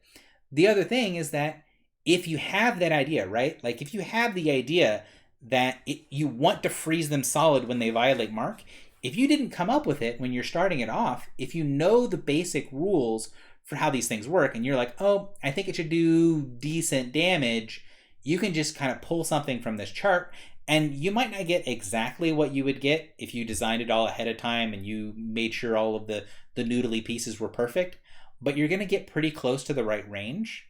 And as a DM, you can look at the fight and you can go, all right, well, they're trouncing these guys. They violate mark. I've not really come up for a mechanic for the mark, but that guy's still at full health. I'm going to have this really, really hurt. So only one of them is going to violate mark. I'm going to make it, a normal dice thing, because I didn't mention how many dice. I assume it's normal unless I have a specific thing in mind. And I'm going to make this level 10 wolf 2d8 plus 17. That's going to really, really hurt. And then, I have this idea that it's going to immobilize them, or maybe it'll petrify them, and then you kind of do it after the fact. So if you know the pieces on how to build these things together, you can change it on the fly. You can also readjust, or you can completely build it on the fly, right? Like we spent 30 minutes so far building this winter wolf. If I was building this winter wolf at a table, I would just have, it's got frost armor that maybe is an aura. I've got an MBA. I can take people down with a minor. And I've got a breath weapon that marks and does something with ice. That's it. That's all I have. I've got, those 6 lines on a Post-it note. But because I know the basics that are in the mechanics, because I have this spreadsheet that gives me the rough damage numbers, I can either pick one of the points on the spreadsheet, or I can go, well, it's 3d6, but it needs to be a little bit stronger, but I don't want it to go all the way up to 18. Maybe I'm just going to toss another die in there, right? It's going to be 4d6 plus 12. So it's a little bit above medium damage. So you can, just massage a little bit, but you're close enough, right? This gives us something that's close enough that you're not going to be massively out of range, right? There are certain monsters and editions that have CR a little bit more prone to this type of thing. There's certain monsters that get access to things that are not necessarily on their stat block, that get numbers that are very wildly out of range. One of the examples is there's a very low level monster in the monsters manual. I think he's CR2. Trying to remember, it's like a fire guy, fire cult or something. He gets access to Fireball. Some sort of fire themed caster. He gets access to Fireball. He's CR2. A Fireball can take out or severely injure a party at very low level in 5th edition, because the dice math is not really adjusted to the level, right? Fireball for the PCs and Fireball for the monsters, it's the same Fireball no matter who's casting it. And there are some pretty strong limitations when it comes to being able to make it do, okay, well, this is where it's going to be, and being able to predict the impact you're going to have on your encounter, right? So I think Fireball, if I remember correctly, is 66. So that's a huge range. I don't tend to use that many dice because I want to be able to control how much damage I'm dealing, right? I'm not saying I'm going to take it easy on my players. I tend to kill a lot of PCs, but usually when the PCs die, they die because they saw the things that we were going, and they tend to connect it to some choice that they've made. Not always, but if you design an encounter well in 4th edition, you typically can go in going, oh, I know this is going to be a pretty lethal encounter. Or you can go in and go, I know this is going to be a relatively easy encounter. Sometimes bad luck or good luck on the dice is going to change that a bit, but it's a lot closer than it is in some other editions where you might pull a CR5 monster out and then not realize how powerful it is because it has access to, a lightning bolt spell that does a ton of damage. Or you might pull out a CR1/2 and pull out 5 of them, and you throw them against your party, and you realize once you've thrown the were-jackals against your party that they're immune to non-magic, non-silvered weapons. So, you have these things where the CR really doesn't match up that well, or you don't recognize an ability until you're in the thick of it. And also kind of building the monsters this way means that you don't run into those problems. Or if you do, you're designing these on the fly. You can just not have them be immune to silver or to non-silvered weapons. That's not going to, you're never going to get surprised by that. You might have forgotten, and if you forgot before, you can continue to forget if it's going to be interesting. And you might notice when I put on the breath weapon, right, I put recharge. I didn't say recharge 5/6. I didn't say recharge when bloodied. I just said recharge. This recharge should be thematically appropriate to whatever you're doing. You can write recharge when bloodied. So you know you're going to probably get to use it once. You might get to use the ability twice. You can say, because we've got this wolf pack encounter, right? So recharged when a young wolf dies, right? So if they go and they take out your young wolves, they're going to be in for a hurt when mama wolf goes after them, right? Or it could be, recharge when the alpha dies. You might not ever recharge it. It might actually be an encounter power. But if the players recognize that one of the other things here is strong, then maybe that's something they're going to want to deal with. So getting back to kind of abilities here. So you've got this pretty strong monster. And we want to, again, mark here. So ×2 for our hit points because it is elite. And we've got these different things. He's got all these different pieces and he's got a couple of things here. Now, one of the things for elites is you have a lot of special abilities, but you also tend to have action recovery. So with elites, they have more of the encounter budget in them, right? So they have double the budget for standard. So if you have an encounter with 6 standard monsters in it, you should have an encounter with 3 elites. And since we have lowered our thing here, we probably want to lower our monster level. So let's go ahead and say our elites, our soldier elites are going to be level -1 instead of level +1. Because we made them elite, we don't want to make this encounter budget way out of range. And when I'm talking about encounter budget, what I'm saying is for a bog standard normal encounter, you're going to be having standards equal to the number of PCs. You got 6 PCs, 6 standard wolves. Pretty straightforward. And then you can tweak that number. If you make it 5, it's going to be easier. You make it 7, it's going to be harder. You can make it 8 and then lower the level a little bit to kind of go into it. There are a couple of different charts, and there's a couple of different tools you can use to see how much EXP they're worth. There's a chart for how much monster EXP things are worth, because every level 14 standard is going to be worth 1,000 EXP.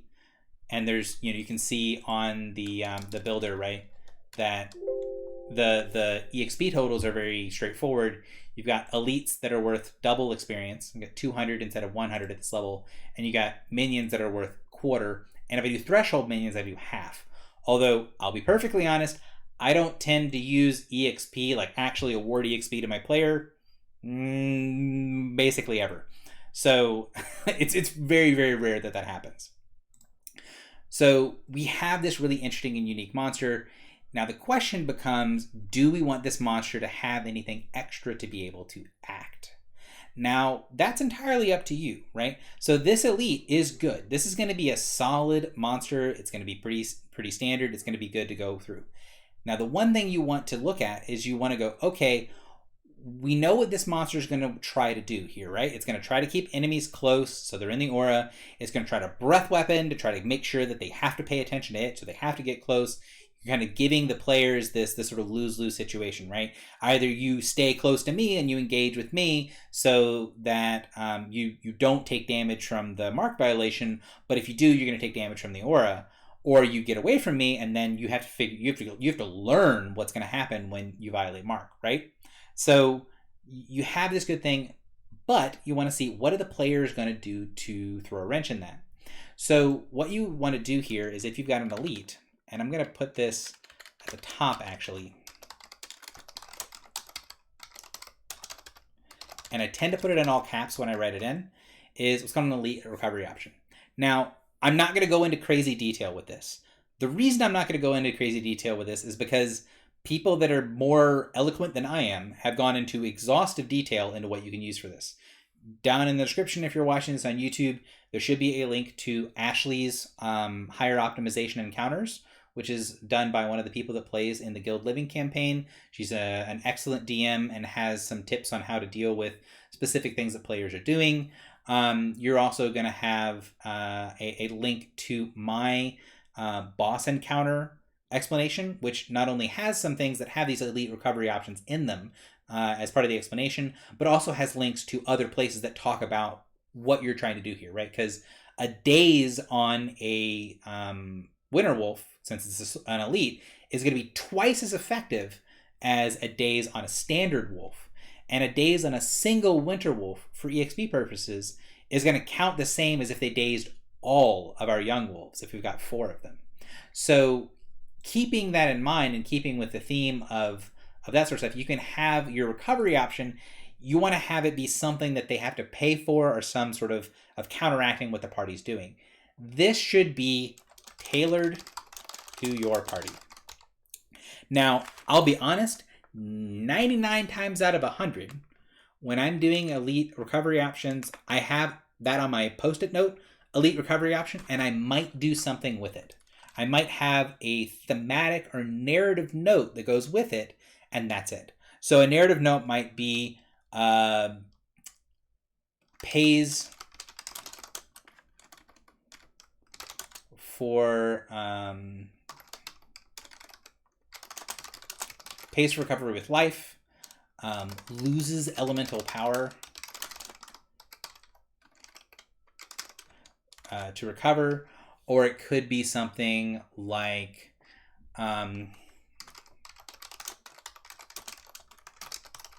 recovery based on allies. So again, our options here is we're not making a elite recovery option that is this is what this guy does. This is supposed to be tailored to what you think your party is good at, and that's what's gonna fuel your creative insights, right? And you're going to look and say, all right, well, my party doesn't have a controller. I don't need this, right? Like maybe they're gonna get proned. They can just stand up from prone. It's fine. But if you have a party that's got 2 people that have single target dominates, right? Or you've got multiple players that have just dazes that they can just throw out ad nauseum, this person, the winter wolf's not going to be able to use their immediates. So you can use a lot of things for this. So the pay for recovery with life, right? So you can have an idea, some thematic ideas, right? A cub gets hurt. So a mark is violated while they are dazed or stunned. So the mama wolf sees one of the cubs get hit by their mark thing, but they can't enforce their mark because they are dazed. And the wolf is going to hurt themselves, going to throw themselves in the way, right? Is going to push past the pain. It's going to take a bunch of damage. Let's say it's going to take, 1/8 of its hit points, or whatever you would want it to be. You want to make it matter. So it takes some damage. You want to describe it as it taking damage, as it's tearing its way away, fighting with that instinct to be able to use its mark, right? It's still dazed, but it's able to use its mark violation on that one person that killed the wolf or hit the wolf or bloodied the wolf, whatever it is. So it takes down. So your trigger is it's paying for life to do a thing. You can have it loses its elemental powers, right? So it has this armor of frost and ice. It is imbued with power of the elementals.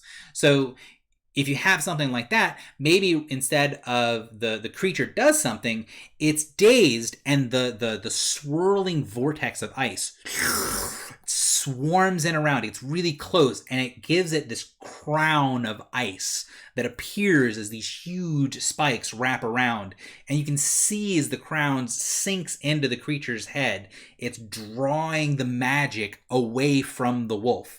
It's dispersing the power with its ability to resist against these things that would stop it from protecting its pack. So it's not going to take damage from that, but maybe it loses its aura, right? So it no longer has that frost armor aura. It loses the aura for ... How long? Was it a dominate that it got out of? Well, it probably loses it for the rest of the encounter. It can't do its aura anymore. It maintains that crown in order to keep its brain safe. Is it something that was a daze until the end of its turn? Well, maybe it loses its frost armor for a round. And for things in combat, that round might be the entire combat for this creature. You can also have the recovery not be on this monster, right? We're not building this monster in a vacuum. We're building it with other things. So the recovery might be on the stat block of the Winter Wolf, but when it comes to that thing, you might have one of your skirmishers, right? One of your young wolves, it bounds over to Mama and then howls and licks onto her fur, nuzzles into her side, trying to get the wolf to stand up, trying to get the wolf back into the fight. And when it does, the young wolf uses its turn. It's a minion. It doesn't matter all that much. It uses its turn and grants a saving throw, even if a save couldn't end that condition, to the Winter Wolf. So you've paid a cost, right? You've given it some way to deal with something the party is doing, but the minion didn't use its turn. And because the minion didn't use its turn, maybe if it was a standard wolf, that it doesn't have a saving throw. But the minions aren't a big part of this encounter, right? They are, but they aren't. They're not a big EXP budget. So you're not losing all that much by losing out on the opportunity to do some damage with your minions.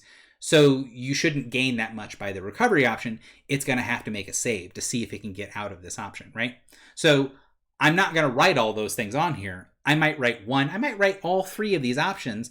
And then when I'm running the adventure, when I'm running this Winter Wolf, I might go, man, the players, right? The players seem to be latched on to this idea that this wolf pack was granted this power by the Winter Queen.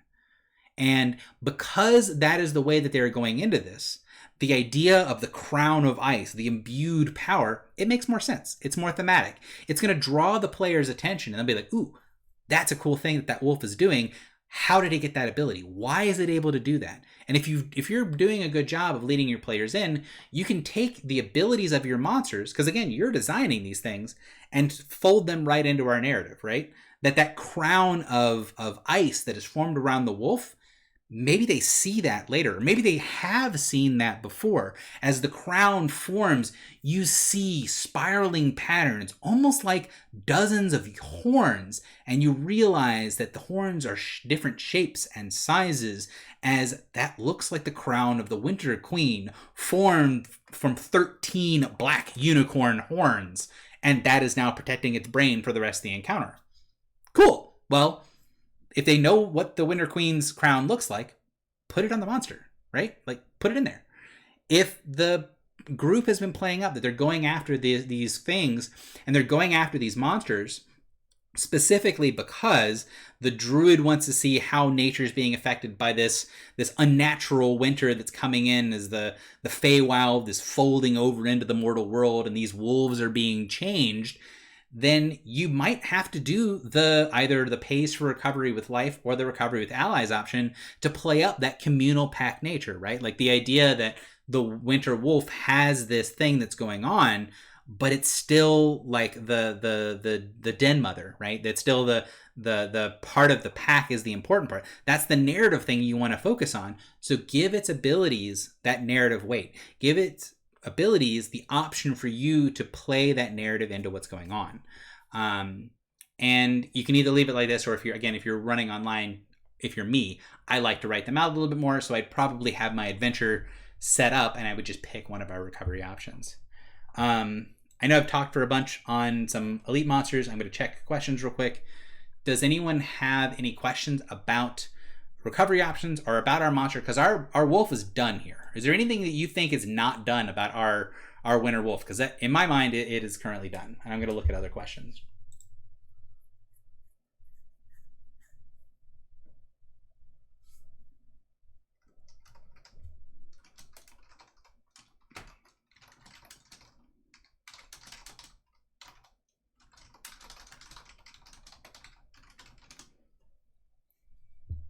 Sorry, one of my friends just told me that they took their doggo to the vet, spent $1,700, and the doggo is still very, very sick. Unfortunate. Unfortunate, also somewhat on topic with our wolves.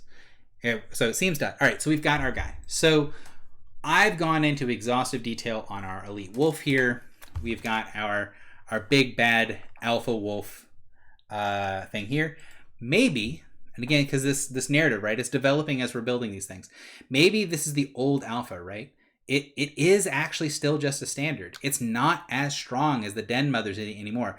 But the den mothers are used to listening to the alpha wolf. They're used to listening to the leader.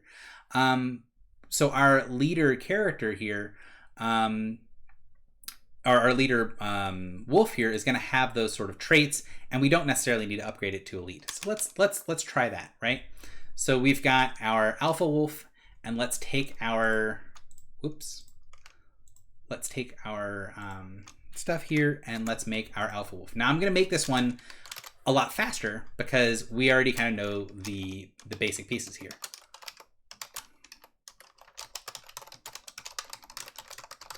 So this is our standard leader brute. So he's going to get 10 hit points per level. He's still a wolf, so he's going to start off with that same moderate hit points in the middle. He's a brute. He's used to kind of getting in down and dirty with things. So he is not going to be at any bonus to AC. He's going to be at normal AC. And he's going to be pretty tough. So we're going to give this guy +2 to fortitude. Again, he's the bruiser. He's in the middle of things. He's just trying to get things done. I'm going to give him the -2 to reflex. And he would probably have normal, like a little bit lower will because he is a brute. But he's a leader, right? So this guy has to have some sort of mindset and will in there as well. So his movement speed is fine as it is. He probably doesn't have that resistance to cold or vulnerability to fire because he doesn't have that set of abilities. So we've got our MBA for our wolf. It's going to be our bite. We've got our takedown is going to be an ability as well. And then we've got our, let's say this guy's going to be a little bit more mobile, so let's give him a pounce type attack. And then we got to give him some sort of leadership style ability. And so when you make a leader type ability, you can get like a reorient. So allowing people to move and things like that. Or he should have maybe some sort of, this would be like a howl. Okay, so this is my ideas. So we've got an MBA, bite. It's versus AC. It does medium damage and prones. Not going to have him grab onto things. We're going to give him this standard ability, which is going to be our takedown and thrash. This is also going to be against AC and secondary attack.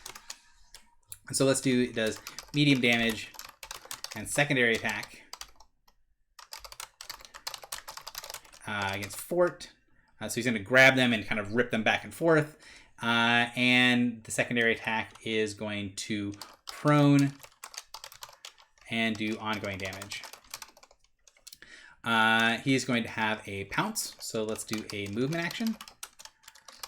So his pounce, so he can move, let's say, speed plus movement of 8. His pounce as A is fine. So pounce, jumps, speed, and let's say he's a pretty agile pouncer. He'll jump up in the air, and he gets a benefit from moving and not having to deal with things. So he's going to get maybe +4 versus OAs.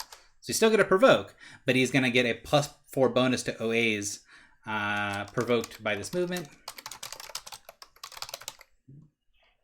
And then then we have our probably standard action here is going to be our reorient the battle. So he's going to howl out loud. And what is this going to do? What are we going to have? Probably we're not going to be making this an attack roll because this is going to be something that's helping our allies. But let's do something like a close burst. Let's do 10, right? It's a howl. It's loud. Allies in burst. And what do they get to do? They howl. They're heeding the call of the alpha. So they all get to shift half their speed. And to be able to kind of move everything else around. Now, you could do this as a couple of different things, right? So this could be a minor action. So reorient the battle. And let's put this as a recharge. That's right, because we're not going to leave it as a minor action here. So something you can do, move everybody around. And then, or maybe he stands still. Let's use this as a movement. He can either pounce or he can move others, and they can shift half their speed. And we'll have this recharge. And then we can have our final sort of leader type ability, right? Is a go for the kill. And it's that's not a movement. It's an immediate reaction. And trigger is going to be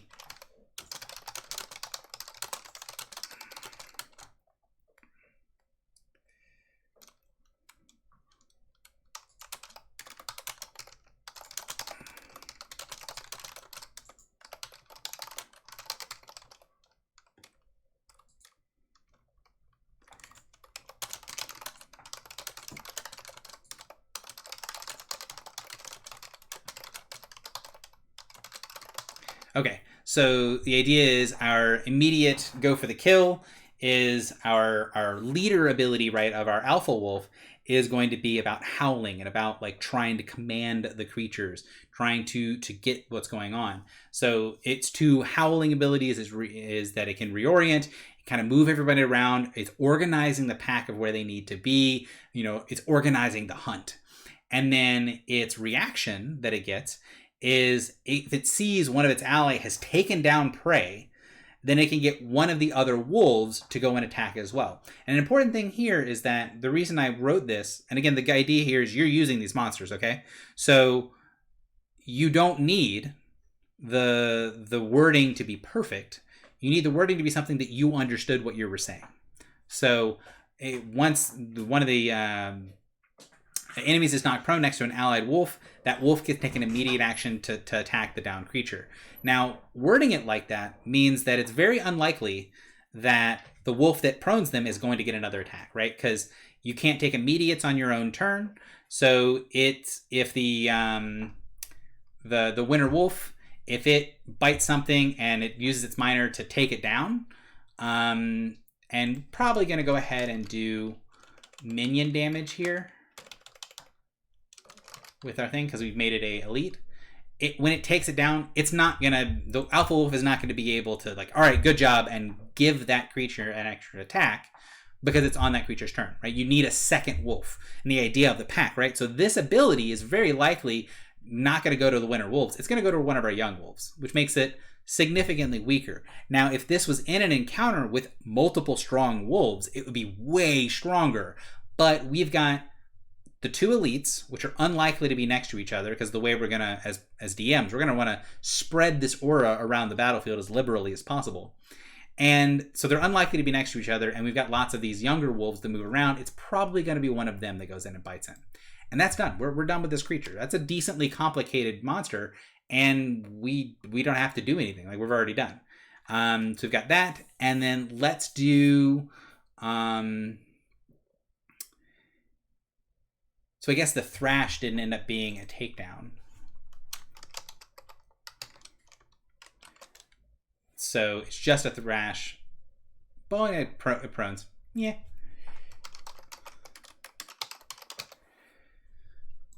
Oh, but it's a brute, right? So we've got a brute, so this should be high damage. Because again, the medium damage, that's for normal monsters. It's a brute, so it should have one tier up. So it should be doing a little bit more damage. And then we've got our little guys. I'm probably going to make this guy a little slower, right? Because he's going to be a big, hulking old... I kind of imagine this one's going to be old, right? This is an older alpha wolf that maybe the winter wolves realize they could take it down, but they just don't want to quite yet, right? So these are our young wolves.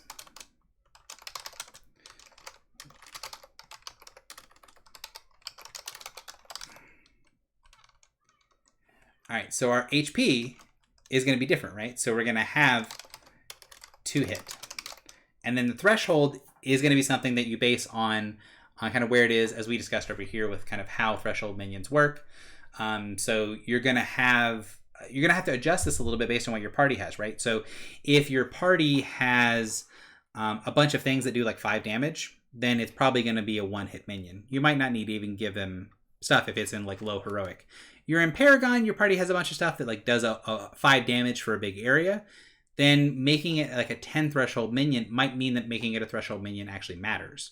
Or you might decide, hey, I want this guy to be, rather than a threshold minion, one of the other options that people use is the half standard.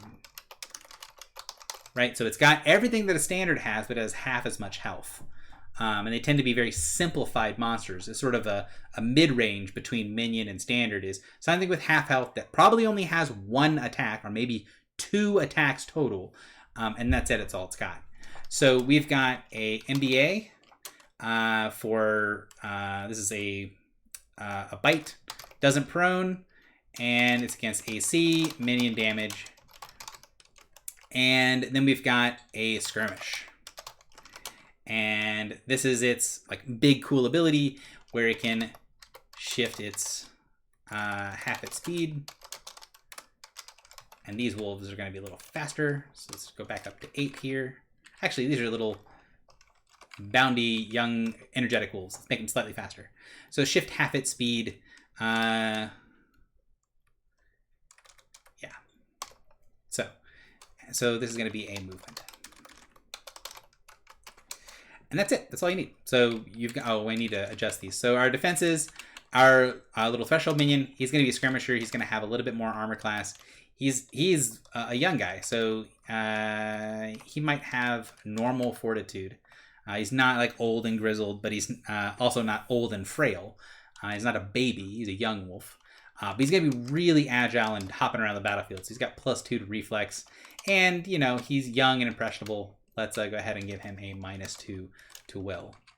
He doesn't have any resistance and vulnerabilities. We're done. So, you know, we took an exhaustive amount of time to make our big centerpiece monster here, our Winter Wolf.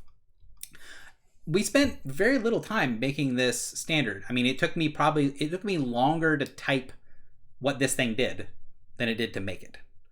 And it's sort of an oddball creature. If you've played and run a lot of 4th edition, brute leaders are not very common. There's some trolls and a couple other things, but like it's pretty rare to have a brute as a leader. So his abilities are also something it's going to be hard to find a good analog for this type of creature, right? Because it's got something, this pounce almost seems like something you would put on a skirmisher, kind of like what our skirmisher has done here with this skirmish ability. But at the same time, it makes sense. Our wolf jumps into the fray and starts to bite and thrash and go and attack people. It makes sense for what we're doing here that you might not have gotten this pounce ability if you were building off of a spreadsheet or a calculator, a tool of something like that. You wouldn't necessarily get something that says, okay, well now you need to put some sort of movement ability into a brute, because the brutes don't tend to get that. But it makes sense with this monster, and we've made a fairly complete encounter here that I think would be quite fun to run. And you can tweak the levels and you can tweak the numbers of things a little bit based on your party. So if you've got a very strong party, you might raise the number of wolves. Probably not the alpha wolf, because there's only one of them, but you might have 3 winter wolves, or you might have a dozen young wolves, or you might make the winter wolves level +1. You might kind of bump up the levels of everything. You probably don't want to put the alpha wolf or any of the wolves like well above you, well above the players. You know, level +4 creatures. There are specific groups that can easily mulch through an entire encounter of level +4 elites.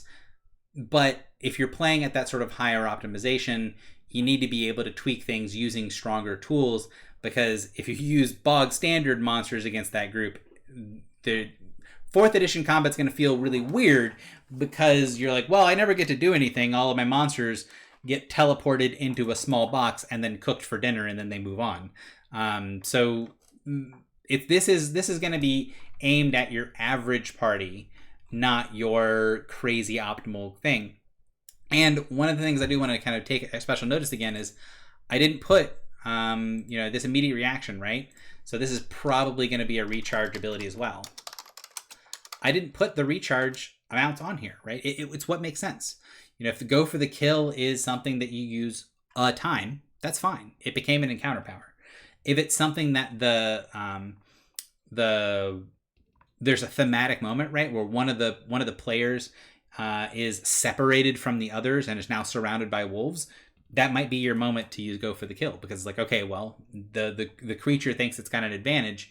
Again, you're playing into the narrative of this thing, and you're using this type of design to inform the narrative that you're going for by building monsters that do the thing in the encounter you want them to do. And I guess I'll also put the notes that I have here, the final notes, in the thing down below for talking about monsters and kind of what they've got going on. So someone said they could have ice claws instead of armor. Yeah. If you want to give them a claw attack or have this takedown, if you want to have this do minion cold damage, and you describe it as they're biting onto someone and they're not pulling them down with their arm, with their head, they're lifting up with its claws, and it's got these ice tipped claws, grabbing the creature and thudding it to the ground. Cool. The idea here is that you should feel perfectly able and empowered is the word I was looking for, to make evocative choices when it comes to these monsters and these notes on monsters that you're building forward. So I'm going to take another second to look through, see if anyone has any comments on the stream stuff. And I don't see anything at a glance. Hang on.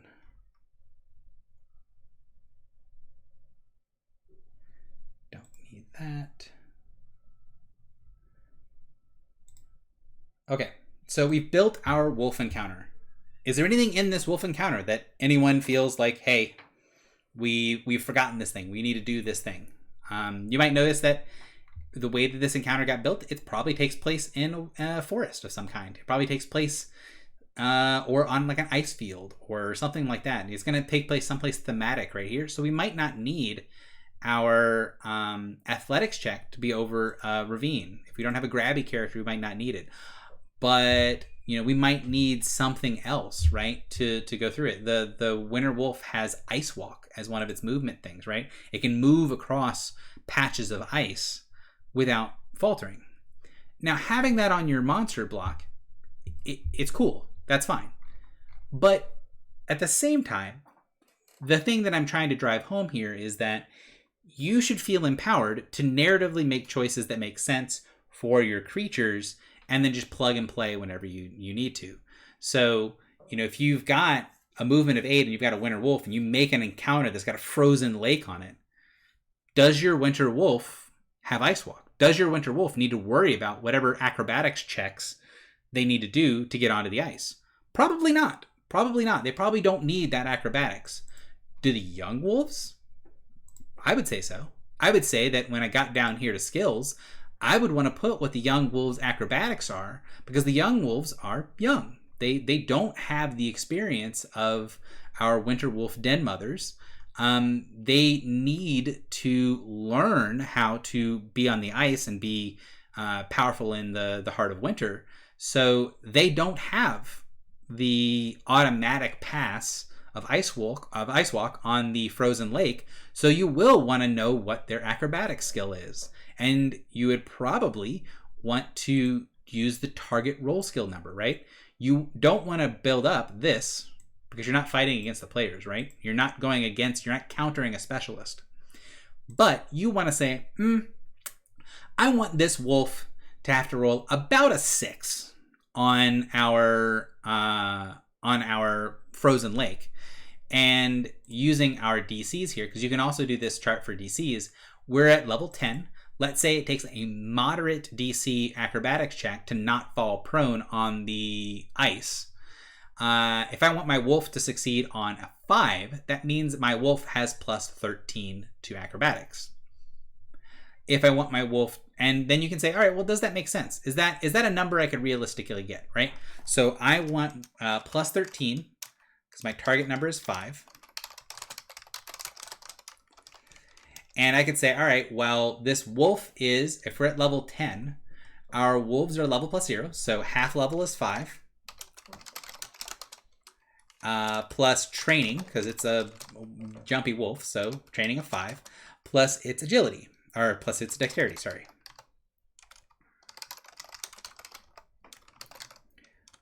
So plus its dexterity modifier. That means that our wolf, and he probably has a dex mod of, let's say he's got a 3 or 4. If he's a level 10 creature, I would say probably 4. So that means that if you did the math for it, you're aiming for about a 13, 14. Right, so you're basically right on target. If you wanted to say that the wolf was especially nimble, right, you want to give it more dexterity, or you want to give it that little bit of bump in expertise, you could, if you wanted to, and have it at 15 or 16 or something like that, but you wouldn't want to have it at like 23, right? Like it's, if you're setting the DC at 18, it's decently unlikely that this wolf is going to auto pass unless you have some explanation, right? So that gets back to our idea of showing expertise. So if we're going to show expertise of the monster, and it's going to give it a +4, right? So we want to make this an auto success. So we want this, instead of being 13 to 14, we want to do plus expertise, and we want that to be 17 or 18, right? So our goal here is we're going to have to get to 17, we're going to need an expertise of 3 to 4 to get there. And that's within our bounds of heroic, right? So the heroic idea is that it's 0 to 4. It's the upper end of the bound, but also we're level 10. We're at the upper end of heroic. So that makes perfect sense. So if we want to say that the wolf auto succeeds, right, then we want to explain, or we want to show, or we want to do something of the wolves playing on this ice, right? They go onto the ice as they begin to fight. The winter wolf doof, doof, comes out of its den, and you hear the howl from deeper in the den of the alpha, and you see this wave of winter's chill coming off these 2 enormous winter wolves as the cubs run by to start to spread out, scenting that there is something nearby that might be prey. They scramble on top of the ice outside of the winter wolf's den, and you see the top of the ice near you is crystal clear. This blue ice that you can see what looks like down forever. But closer to the den, you see scratches, crisscross marks, like this is an ice skating ring that's never been cleaned, as layers upon layers of claw marks from the young wolves have scored their way in as they've learned to keep their balance on the ice. Done, right? Like, you've made something thematic. You've made something that shows your players the expertise of the NPCs. So it doesn't feel like they're just getting something for nothing, right? Like there's a narrative reason why these wolves are especially good on that ice. And that ice is where these wolves, it's the encounter that we're putting these things in, right? So does it make sense to just not have them make a check? Yeah. If you want to make it easier on the players, or you want to make it more interesting, or you want to make it a little bit more lighthearted, right? Like if you think that the players are not going to kill these wolves, they're going to knock them out and then do something with them, then maybe you make them need a higher number to not fall on their butt. So that you kind of have these young wolves that are bouncing around the battlefield, using their skirmish ability to shift all over the place and then falling on their butt because it's slippery ground. That's up to you, right? But you have the tools needed that not only are you empowered to use all of your thematic cool stuff, but you also have the ability to say, well, wait. Does this actually mathematically make sense? Does this make sense in the rules of the edition that we're playing? Because yes, your thematic stuff should trump whatever the numbers say, right? Because you're a dungeon master, you're a storyteller first, you're a mathematician 82nd, like with a lot of other things in the middle. So you want to make sure the math is somewhat feasible, which it is, but you then want to make sure, okay, how do I tailor this into being what I want it to be, the encounter that I want it to be?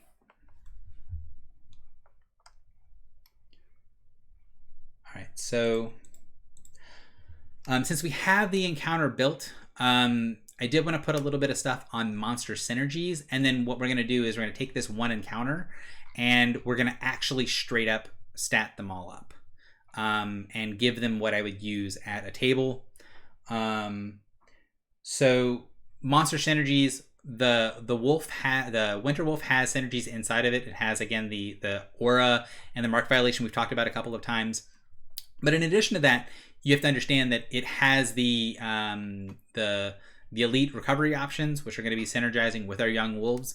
If we think that the group's going to have a lot of crippling abilities, maybe we want to add more young wolves if we want to use that ability. If we want to use the wolves to recover for the mother, or if we're going to make the wolves especially non-agile on the ice, or especially clumsy on the ice, I should say.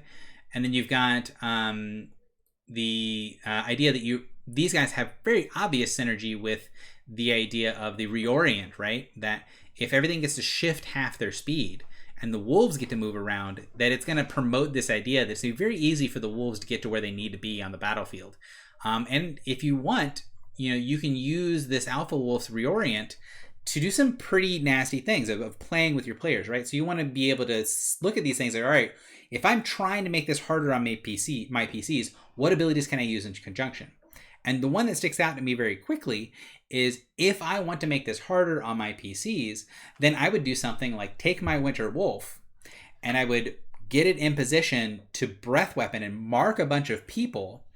And then I would take my Alpha Wolf and I would get it to reorient. I would give it to howl to change the battlefield. And I would move my Winter Wolf out of melee of the creatures. I might move my Winter Wolf behind a couple of the young wolves, sort of tempting the players to attack one of the young wolves instead of the mother. I might move them off to the sides. I might draw them back to the alpha, right? The idea that the alpha gets out there, he sees all this stuff. And, again, playing into the idea that this is the old alpha. This was the leader of the pack before the winter's magic came in here. It draws the wolves back into itself. It howls for them to come and protect him, which pulls them back slightly and then pushes the young wolves forward. And now the PCs are sort of handed this opportunity to violate Mark.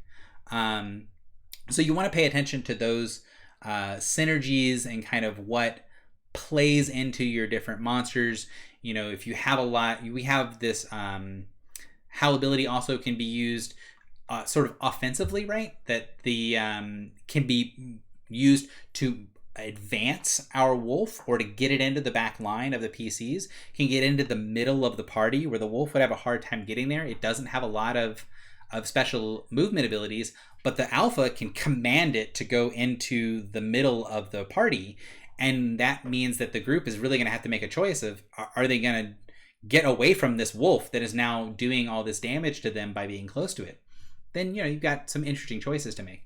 So keep in mind that there are different sort of synergies with your different abilities. That's typically the very last thing that I look at. And the reason that I look at them last is because usually if you've built this monster with a focus on the narrative and the theme of what's going on, you're going to be paying attention to the narrative of the battle. You're going to be paying attention to, are my players struggling with this? You're not going to be paying attention to, what do I remember all these abilities? Am I running this monster correctly? You're going to be paying attention to, I have a good mental idea of how this monster is going to feel in combat and how it's going to play. And is that feel coming across to my players? Do the players seem to be taking this really easy? Do they really seem to be struggling? That sort of stuff. And if they are really struggling, you are the one that knows really all of these little tactical things, and you can easily justify it, right? That you can say, all right, well, either they're having a really easy time of this, I'm going to take the Winter Wolf and I'm going to stick it into the middle, right? Because tactically, that's probably a worse choice. It's going to threaten with the aura a little bit more, so it seems like a good idea. But it's probably better to do the mark and withdraw choice because you are aware of how powerful that mark violation is. You're aware of kind of how nasty the wolf can get if it is able to get a short range off of people. Same thing with prones, right? So we talked before the stream and a little bit at the beginning of the stream, I think, about prone being a condition that is variable in power level and can be very strong. If a player or a monster, if a character is prone and one square away from the things they want to do, that can be a very problematic situation. So the Winter Wolf doesn't have the ability to slide anyone. They don't have the ability to force move anyone around, but the Alpha gives it the ability to move away from things. So if the Winter Wolf goes in, bite knocks the target down, and keep in mind, it's an elite, so it's going to have an action point. So it can breath weapon and then bite and take down a target. It can do 3 attacks all together on a single individual.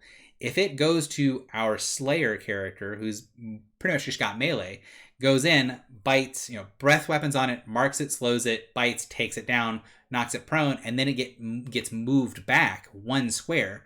Now our Slayer is prone, slowed, and marked, and is going to have the option of either trying to crawl to the Winter Wolf, which likely the player doesn't want to do, and attack with a penalty from the ground, or what they're likely going to do is stand up and go, well, I can't engage this wolf here, but that wolf over there, he's 5 squares away, and I can get there either without provoking, or I've got like a badge of the Berserker, so I'm not going to provoke from this Winter Wolf when I charge past it, and they're going to charge past the thing that they can't charge, or they're going to get away from it to charge somebody else, and if they don't go far enough, then they're going to trigger our mark violation, right? And they can't go very far because remember, they're slowed. They're not going to be able to get that far away. So keep in mind that if you do want to play with these things, okay, I've got a slow and a prone.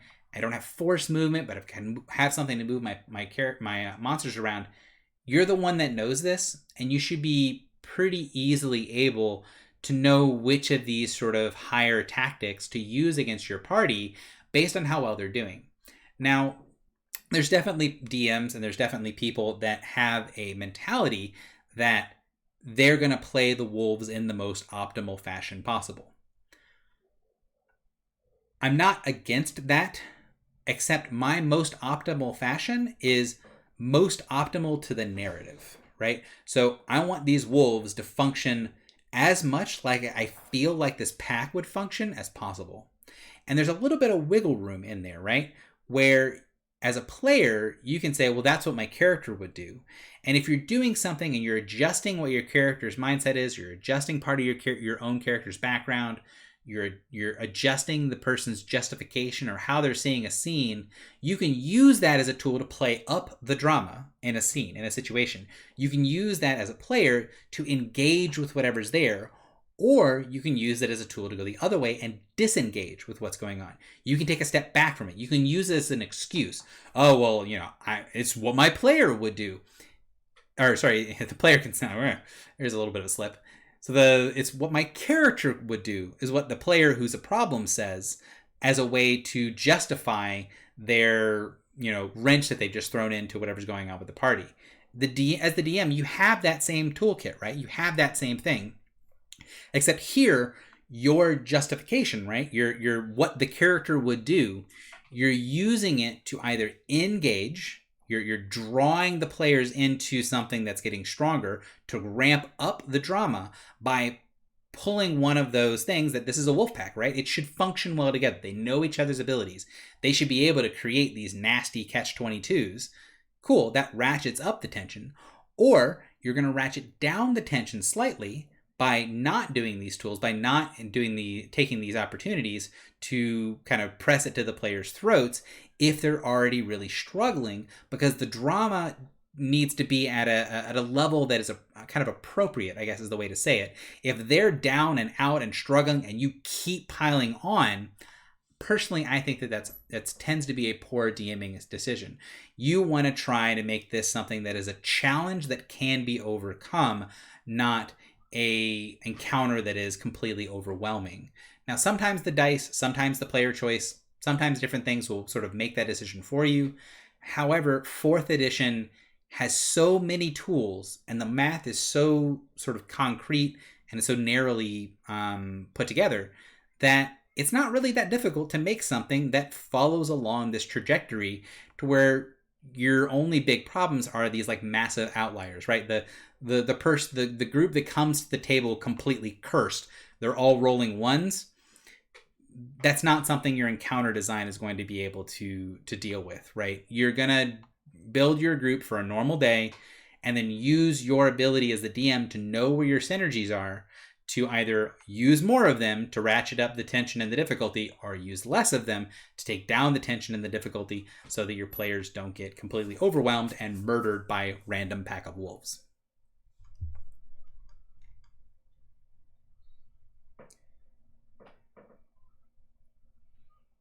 So, haven't had as much interaction as I was kind of hoping for with this stream as the others. It might be a bit on the more noodly nature of this topic, or it might be a bit more on the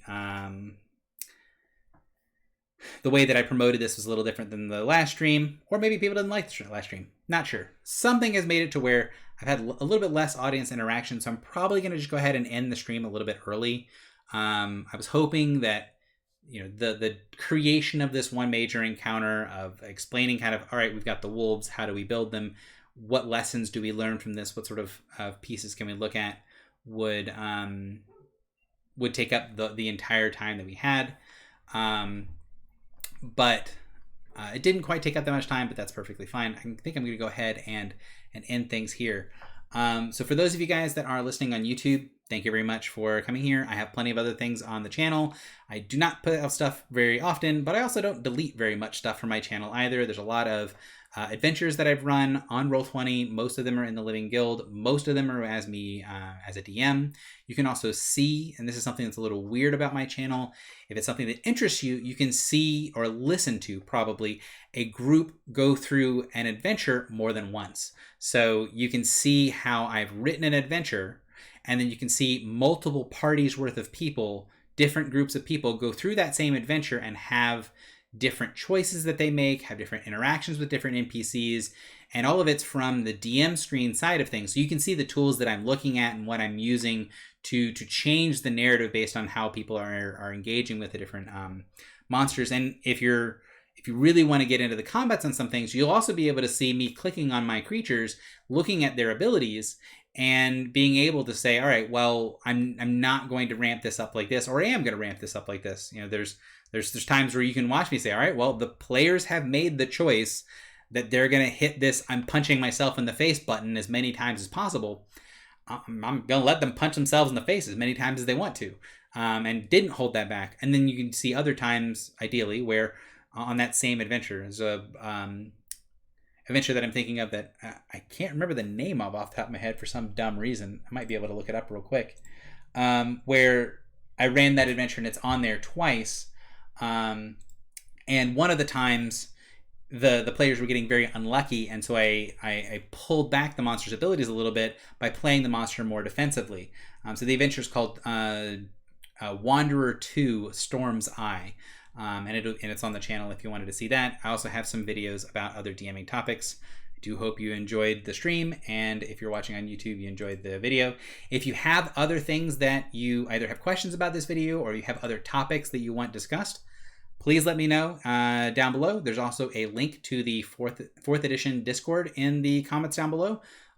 So you should be able to go join that, join the conversation. I'm on there quite a bit. You can, ping me with @permanentdm, and I will typically respond fairly quickly if you have questions, comments, or other resources that you need. Thank you very much for showing up, and have a great day.